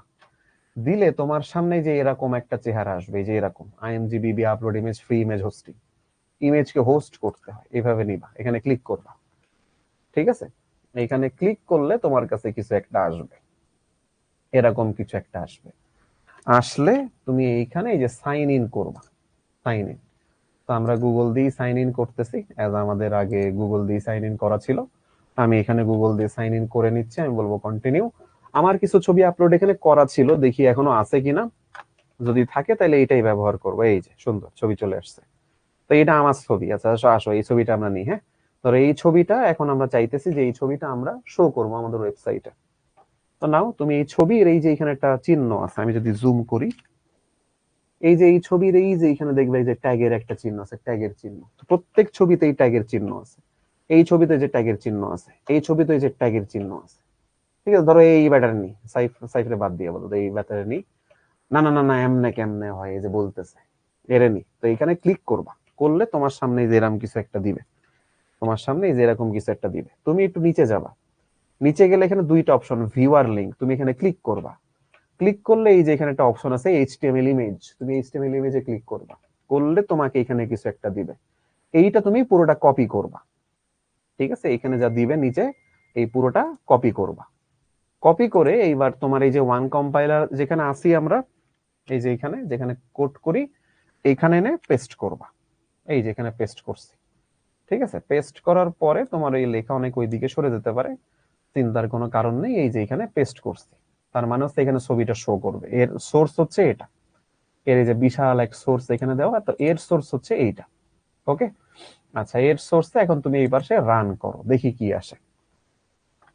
রান করার পরে আসছে ছবি, ও মাই, তো ছবি আসে নাই দেখতেছি, না আসছে, এই যে ছবি আসছে, কিন্তু ছবি দেখো কি বলা যায়, অনেক বড় হয়ে গেছে ছবি, তাই না? ছবি অনেক বড় হয়ে গেছে। তো এর হাইড উইডথ কমাই দিলেই তাহলে ছবি ছোট হয়ে যাবে। তাইলে আসো এর হাইড উইডথ কমাই, ঠিক আছে। এই যে দেখো এই ছবির এইখানে এই যে অল্টারনেটিভ এই যে কিছু লেখা টেকা ছিল, এই যে বর্ডার দেয়া ছিল, তো আমরা এইগুলো আপাতত সরাই দিচ্ছি। দিয়ে জাস্ট আমি এখানে দিচ্ছি হাইট, HAIGHT, হাইট, ঠিক আছে। হাইটের ভ্যালু ধরো, আচ্ছা আমি এখানে সরাইনি, সবসময় আসতেছে না, আমি জুম করে আছি যেহেতু। হাইট ধরো দিলাম 400 পিক্সেল, এই যে 400 px। তারপরে ধরো উইডথ দিব, উইডথ WIDTH, উইডথ সমান আমি দিব ধরো 300 পিক্সেল, এটা দিলাম। এইবার দেখি, এবার যদি রান করি তাহলে আমার ছবিটা কতটুকু আসে, না তাও খুব বেশি ইয়ে হয়ে গেল। ধর আমি 300ই দেই, এখানে 300 দিলাম, এবার রান করি। হ্যাঁ, মোটামুটি একটা পর্যায়ে আসছে দেখা যাচ্ছে, ঠিক আছে, মোটামুটি একটা পর্যায়ে আসছে। তো এই যে ছবিটা এখন এইভাবে আছে। তো আমরা এখানে হাইড উইডথ চেঞ্জ করছি, সো তোমরা ওই অ্যাট্রিবিউট চেঞ্জ করে দেখবা। এবং তোমাদের বইতে এই যে সোর্স দিবা, কোনটা সোর্স দিবা, তুমি যেখানে কোড করতেছো বা যেই ফাইলে তুমি করতেছে, যে এই যে এই যে HTML এর যে ফাইল, এটা যেখানে সেভ করছো, তোমার এই ছবিটা সেই ফাইলে থাকা লাগবে বা সেই ফোল্ডারে থাকা লাগবে আসলে। তাইলে তুমি সোর্সের জায়গায় জাস্ট ইমেজের নামটা লিখে দিলেই হয়ে যাবে, ঠিক আছে। আর যদি না হয় অন্য কোনো ফোল্ডারে থাকে, তাহলে যে ডিরেক্টরি ফলো করে আমাদের যাইতে হবে, ঠিক আছে, ডিরেক্টরি ফলো করে যাইতে হবে, যে ছবি এখানে আছে, ডি ড্রাইভের ইমেজ ফোল্ডারে এই KUTTA.jpg নামে একটা ছবি আছে, এখানে গিয়ে ওই ছবি দিতে হবে। ঠিক একটু আগে যেভাবে লেখা শেখালাম তুমি ওইভাবে লিখবা, ঠিক আছে। এই যে এখানে ঠিক যেভাবে লেখা শেখাইছি একদম এইভাবে, যেই ড্রাইভ, ড্রাইভের নামের পর একটা কোলন, একটা স্ল্যাশ, কোন ফোল্ডার, যে ফোল্ডারের নাম সেই ফোল্ডারের নাম, একটা স্ল্যাশ। যদি আরো ফোল্ডার থাকে তার মধ্যে, তো ততগুলো ফোল্ডার লিখবা স্ল্যাশ স্ল্যাশ দিয়ে। তারপরে লাস্টে যে ছবির যে নাম সেটা, সেটা লিখে এই যে কোলন ক্লোজ করে দিয়ে ট্যাগ ক্লোজ হয়ে যাবে, তাইলে আমাদের ছবিটা যে ডিরেক্টরিতে আছে সেখানে চলে যাবে। এটা হচ্ছে ছবি যুক্ত করার নিয়ম এইচটিএমএল এ। আচ্ছা, ছবি যুক্ত করার পরে আমাদের আরেকটা টাস্ক আসে, সেটা হচ্ছে এইচটিএমএল এর এই ছবির জন্য এখানে একটা জিনিস লেখা, এগুলো আমাদের বোর্ড বইতে লেখা আছে, যে হাইড উইডথ দুইটা ইয়ে রয়েছে, আমাদের অ্যাট্রিবিউট রয়েছে। বলছে কখনো কখনো বিভিন্ন ওয়েবসাইটে কোনো ছবিতে ক্লিক করলে নতুন পেজ ওপেন হয়, অর্থাৎ ছবিটি হাইপার লিঙ্ক করা থাকে। তো আসলে ছবিটাকেও হাইপার লিঙ্ক করা যায়, এটা আমরা সামনে দেখবো, আজকের ক্লাসে না দেখাই একসাথে। ঠিক আছে, ছবির সাথেও হাইপার লিঙ্ক যুক্ত করা যায়। ঠিক আছে, ছবির সাথেও হাইপার লিঙ্ক যুক্ত করা যায় এবং জিনিসটা সিম্পল, জিনিসটা এমন ডিফিকাল্ট না। হাইপার লিঙ্কের অ্যাঙ্কর ট্যাগে তুমি একটা লিঙ্ক দিবা অ্যাজ ইউজুয়াল, কিন্তু অ্যাঙ্কর ট্যাগে যেখানে তুমি কন্টেন্টটা লিখো, যে আমরা গুগল লিঙ্ক লিখলাম, তুমি ওইখানের মধ্যে জাস্ট ইমেজ ট্যাগ দিয়ে দিবা, তোমার এখানে কোনো গুগল লিঙ্ক লেখা লাগবে না। ওই ইমেজ ট্যাগটাই তখন ওই ওয়েবসাইটে শো করবো, ওখানে ক্লিক করলেই তোমার লিঙ্কে চলে যাবে। নিজের একটা ট্রাই দিও, আমরা সামনের ক্লাসে করবো এই জিনিস। ঠিক আছে, সামনের ক্লাসে করবো। বলেছে ইমেজকে অপটিমাইজ করা যায়, অর্থাৎ ইমেজের মানকে যতদূর সম্ভব গুণগত পর্যায়ে রেখে ইমেজের সাইজ কমিয়ে আনা যায়, চাইলে কমানো যায়। ঠিক আছে, বানানো ডিফিকাল্ট, বাট ইমেজের সাইজ চাইলে কমানো যায় খুব ইজিলি। ইমেজকে কম্প্রেস করা বলে এই জিনিসটা অনেক সময়। এরপরে আসো, এখানে এইচটিএমএল এ বাংলা ফন্ট ব্যবহার করার একটা সিস্টেম আছে, আমাদের বইতে দিছে, সচরাচর পরীক্ষায় আসে না, কিন্তু এমসিকিউতে যদি দিয়ে দেয়। এইবার দেখো, এই যে হেড সেকশনের ট্যাগ মেটা ট্যাগে একটা নতুন কাজ করতে হয়। এখানে ক্যারেক্টার সেট আমরা যে পড়ছিলাম মনে আছে, আমাদের তৃতীয় অধ্যায় সংখ্যা পদ্ধতি ডিজিটাল ডিভাইস, যে ইউনিকোড দিয়ে যে কোনো ভাষা লেখা যায়, ইউনিকোড দিয়ে যে কোনো ভাষা লেখা যায়। সো সেই ইউটিএফ বলে, ইউটিএফ ক্যারেক্টার সেট ইউটিএফ 8। আমি যদি এখানে দেখাই, প্রথমে দেখো বলেছে যে এইচটিএমএল এ অ্যাট্রিবিউট যোগ করা হবে, যেখানে ল্যাঙ্গুয়েজ হচ্ছে বাংলা, ল্যাঙ্গুয়েজ হচ্ছে আমরা বাংলা দিব, এই যে ল্যাং নামক অ্যাট্রিবিউট ব্যবহার করব। আমি ডিরেক্ট এখানে মানে কোডটা দেখাই, তোমাদের বোঝার সুবিধা হবে। এখানে দেখো প্রথমে কি বলছে, এইচটিএমএল এর ভেতরেই দেখো একটা নতুন ইয়ে ব্যবহার করছে, অ্যাট্রিবিউট ল্যাং, তার ভ্যালু হচ্ছে বিএন, বিএন মানে হচ্ছে বাংলা। এরপরে একটা টাইটেল দিছে, আমরা টাইটেল নিয়ে বোদার্ড না, কিন্তু আমরা এই ট্যাগটা নিয়ে বোদার্ড। মেটা ক্যারেক্টার সেট ইউটিএফ 8, এই 4 সেট হচ্ছে আসলে ক্যারেক্টার সেটের শর্ট ফর্ম। ঠিক আছে, এখানে হচ্ছে ইউটিএফ 8, এটা হচ্ছে ক্যারেক্টার সেটের নাম। ইউটিএফ 8 দিলে তাতে দিয়ে বাংলা লেখা যায়। ঠিক আছে, ইউটিএফ 8 থাকা মানে এই ওয়েবসাইটে বাংলা লেখা শো করবে, এমনিতে তুমি বাংলা লিখলে শো করবে না। তারপরে এখানে অ্যাজ ইউজুয়াল যা আছে, পি এর মধ্যে একটা বাংলা, একটা পি কিছু একটা লেখা লিখে এইচটিএমএল ক্লোজ করা অ্যাজ ইউজুয়াল। সো তোমাকে যখনই বলবে যে বাংলা লিখতে হবে, তোমার কাজ দুইটা, এইচটিএমএল ট্যাগের মধ্যে ল্যাং সমান বিএন লিখতে হবে এবং মেটা ট্যাগের মধ্যে 4 সেট সমান ইউটিএফ 8 লিখতে হবে। এই দুইটা কাজ যদি করো, মানে তোমার পরীক্ষার খাতায় লিখতে পারো, তাহলে তোমাকে অবশ্যই বোঝানো হবে তো তুমি এখানে আসলে বাংলা লিখতে চাইছো ওয়েবসাইটের মধ্যে। তো এই কোডটা আমরা রান করে দেখি, আসো, যে এই কোডও আমাদের কম্পাইলারে যদি রান করি, তাহলে আমাদের এই বাংলা লেখাটা শো করবে সেখানে।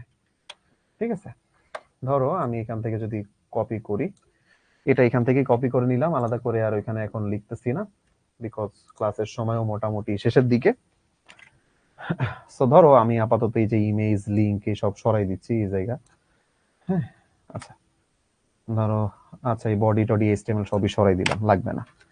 নিয়ে আমি এই যে আমাদের এই কাজটা করলাম, যে ল্যাঙ্গুয়েজ বাংলা, টাইটেল তুমি চাইলে দিতেও পারো নাও পারো, কিন্তু যে মেটা ক্যারেক্টার সেট বা 4 সেট লেখা, এটা হচ্ছে ইউটিএফ 8। এরপরে হচ্ছে এখানে পি দিয়ে এইচটিএমএল একটি মার্কআপ ভাষা, এটা শেখা খুবই সহজ, এই কথাটা লেখা। আসো রান করি দেখি কি হয়। তো এখানে আমরা রান করলাম, এখানে হচ্ছে লেখা আসছে। আচ্ছা, কিন্তু এই যে ধরো প্যারাগ্রাফের ভেতরে আমি ওই যে সাদা লেখাটা দিয়ে দিই, হয়তো তোমরা হয়তো এখানে দেখতে পারতেছো না। ধরো স্টাইল কালার, তারপরে ধরো দিয়ে দিলাম হোয়াইট। এবার লিখে যদি রান করি, তাহলে এখানে দেখো এই যে বাংলা লেখা চলে আসছে আমাদের এই ওয়েবসাইটে। ঠিক আছে, তাহলে বাংলা লেখার জন্য কাজ দুইটা, এইচটিএমএল এর ভেতরে অ্যাট্রিবিউট ল্যাং সমান বিএন লিখবো, আর হেড ট্যাগের মধ্যে এই যে মেটার ভেতরে এই যে আমরা অ্যাট্রিবিউট হিসেবে ক্যারেক্টার সেট বা 4 সেট এটা সমান ইউটিএফ 8 এটা ব্যবহার করব। লিখলে এর ভেতরে আমি যা বাংলা লিখবো এখানে সেটা শো করবে। যদি না লিখি এইগুলা, আমি এখানে বাংলা লিখলে দেখবো কি সব মানে আজে বাজে জিনিসপত্র দিয়ে রাখবে। ঠিক আছে, এইখানে সেটা হবে কিনা শিওর না। ধরো আমি এখান থেকে মেটা ট্যাগের এসব উঠাই দিচ্ছি, ধরো আমি এই জিনিস উঠাই দিলাম, এই ল্যাঙ্গুয়েজ বিএন এই জিনিসও উঠাই দিলাম, সাপোজ উঠাই দিলাম, দেখি ও লেখা দেখাইতে পারে কিনা। শিওর না, দেখাইও দিতে পারে, বলা যায় না। এই যে দেখো ও কি সব লেখা দেখাচ্ছে, ঠিক আছে। তো আসলে বুঝতে পারে না, কিন্তু আমি যখনই এইচটিএমএল এর ভেতরে দিব আলে এনজিল কই গেল, যখনই আমি এইচটিএমএল এর ভেতরে এই যে এখানে দিব হচ্ছে এলএনজি ল্যাং সমান বিএন, এই কথাটা দিব, তার মানে হচ্ছে ও বুঝে নিবে যে আমার এখন এখানে বাংলা লেখা আসছে। আর এখানে মেটা, ঠিক আছে, এই ট্যাগের ভেতরে সিএইচএআর, এই যে ক্যারেক্টার সেট সমান UTF-8, এই কথাটা দিয়ে দিব। তখনও বুঝবে যে হ্যাঁ এখানে মানে বাংলা লিখছে। এবার যদি রান করি তাহলে ও আবার এই যে দেখো বাংলা লেখা আমাকে শো করতেছে। সো এই ছিল আমাদের মোটামুটি আজকে এই বাংলা পড়ানো পর্যন্ত। চাইছিলাম যে আমরা যাতে বাংলা লিখতে পারি। সো এই যে নিচে বাংলা লেখার জন্য এই যে এই কথাগুলো লেখা আছে, এই জিনিস কি আসলে। সো এটা তোমাদের একটা হোমওয়ার্কের স্ক্রিনশট নিয়ে নাও, তোমরা এই হোমওয়ার্কটা করার চেষ্টা করবা। আচ্ছা, এখন তোমাদের প্রশ্ন বলো, যে যা যা বোঝালাম সেখানে তোমাদের কি কি প্রশ্ন আছে। যেমন আমি এই রঙের নাম বলে দিচ্ছি, এটা হচ্ছে সায়ান কালার, ব্যাকগ্রাউন্ড হচ্ছে সায়ান কালার, এইটা হচ্ছে ব্লু কালার দিবা, ব্লু কালার। আর এখানে লাল, ঠিক আছে, কালোর ভেতরে লাল, এখানে হচ্ছে গ্রিন কালার, আর এখানে বাকি সবটা তোমরা দেখতে পারতেছো, বাকি সব ক্লিয়ার ভাইয়া। ওকে, জোস। আচ্ছা, সেখানে যে কালারের নাম বলে দিছি, ঠিক আছে, তোমরা বাসায় চেষ্টা করো, দেখো তো যে এই জিনিসটা তোমরা করতে পারো কিনা।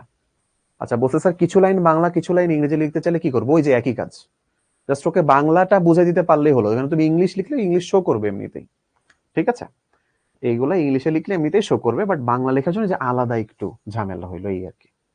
আচ্ছা ভাই, টাইটেল ট্যাগ কি লিখবো? টাইটেল ট্যাগ না লিখলেও চলে, ওটা প্রয়োজনীয় না, ঠিক আছে, টাইটেল ট্যাগ না লিখলেও চলে, প্রয়োজনীয় না। আচ্ছা ভাইয়া, বাংলা লেখার জন্য সুতনি এম যে ব্যবহার করা যায়, সুতনি এম যে এখন আর ব্যবহার করা যায় না, পুরনো সিস্টেম। সুতনি এম যে দিলে যে হবে না তা না, বাট ওটা পুরানো সিস্টেম অ্যাকচুয়ালি। ওকে, আচ্ছা, দ্যাটস ইট। তাহলে আজকে তো মোটামুটি, আচ্ছা বলতেছে যে ভাইয়া বইয়ে তো এইগুলো এলোমেলো ভাবে দেওয়া, হ্যাঁ বইয়ে এইগুলো একটু এলোমেলো ভাবে দেওয়া আছে, বাট তুমি আমার লেকচার ফলো করলে হবে। আমরা নেক্সট ক্লাসে হচ্ছে টেবিল করব। ভাই বর্ডার কি করে, বর্ডার আমরা টেবিল অংশে দেখব, যে টেবিলে বর্ডার কিভাবে দেওয়া হয়। ওকে, টেবিল অংশে আমরা দেখব। আচ্ছা, তারপরে বায়োলজি করানোর কথা ছিল না, বায়োলজি নাই আজকে। আচ্ছা, তারপর ভাইয়া ব্যাকগ্রাউন্ড কালার 6টা এফ দিলেও কি সাদা হবে না? 6টা এফ দিলে সাদা হবে, তবে তার আগে একটা হ্যাশ চিহ্ন দেওয়া লাগবে। তারপরে ভাইয়া সেল স্পেসিং দিতে হবে কি? সেল স্পেসিং টেসিং এখানে দেওয়া দরকার নেই, ঠিক আছে। যেমন এটা কিন্তু দেখো তোমার text align centre, text align centre, ঠিক আছে। এখানে তোমরা স্প্যান ট্যাগ ইউজ করবা, এখানে এইচআর আছে, তাই না, এখানে বাংলা লেখা হয়েছে, অবশ্যই বাংলা লেখার সিস্টেমটা ফলো করো। আর এই যে বাকি কাজগুলা মনে হয় আমরা পারি, বাকি কাজগুলা গত ক্লাসে শিখে ফেলছি যে এই জিনিসগুলা কিভাবে করব। আচ্ছা, দ্যাটস ইট। সো ইনশাআল্লাহ নেক্সট ক্লাসে দেখা হচ্ছে। নেক্সট ক্লাসে আমরা টেবিল করব। সবাই এটা করার চেষ্টা করো, মানে এটার কোড লিখে দিবা, ঠিক আছে, এটার কোড লিখে দিবা। আচ্ছা ভাইয়া, ভিজুয়াল স্টুডিও কোড দিয়ে দেখানো যাবে কিনা? আচ্ছা দেখি, সামনের যদি পাই তাহলে আমরা ভিজুয়াল স্টুডিও কোডও দেখাবো, ঠিক আছে। দেখি সামনের একটা ক্লাস তাহলে ভিজুয়াল স্টুডিও কোড দিয়ে নিব না, ঠিক আছে। ধরো আজকে তো ওয়ান কম্পাইলার প্রোগ্রামিংস দিয়ে দেখালাম, তাহলে নেক্সট একটা ক্লাস হয়তো ভিজুয়াল স্টুডিও কোড দিয়েও আমি দেখাতে পারি। সো দ্যাটস ইট, এই পর্যন্তই। সো তোমরা তুলে নাও ছবি, নেক্সট ক্লাসে ইনশাআল্লাহ তোমাদের সাথে আবার দেখা হবে। আর যদি আরো কোনো কোশ্চেন থাকে তাহলে অবশ্যই আমাদের গ্রুপে পোস্ট করো, অ্যান্সার দিয়ে দাও, চেষ্টা থাকবে। ঠিক আছে ভাই, আল্লাহ হাফেজ, টাটা।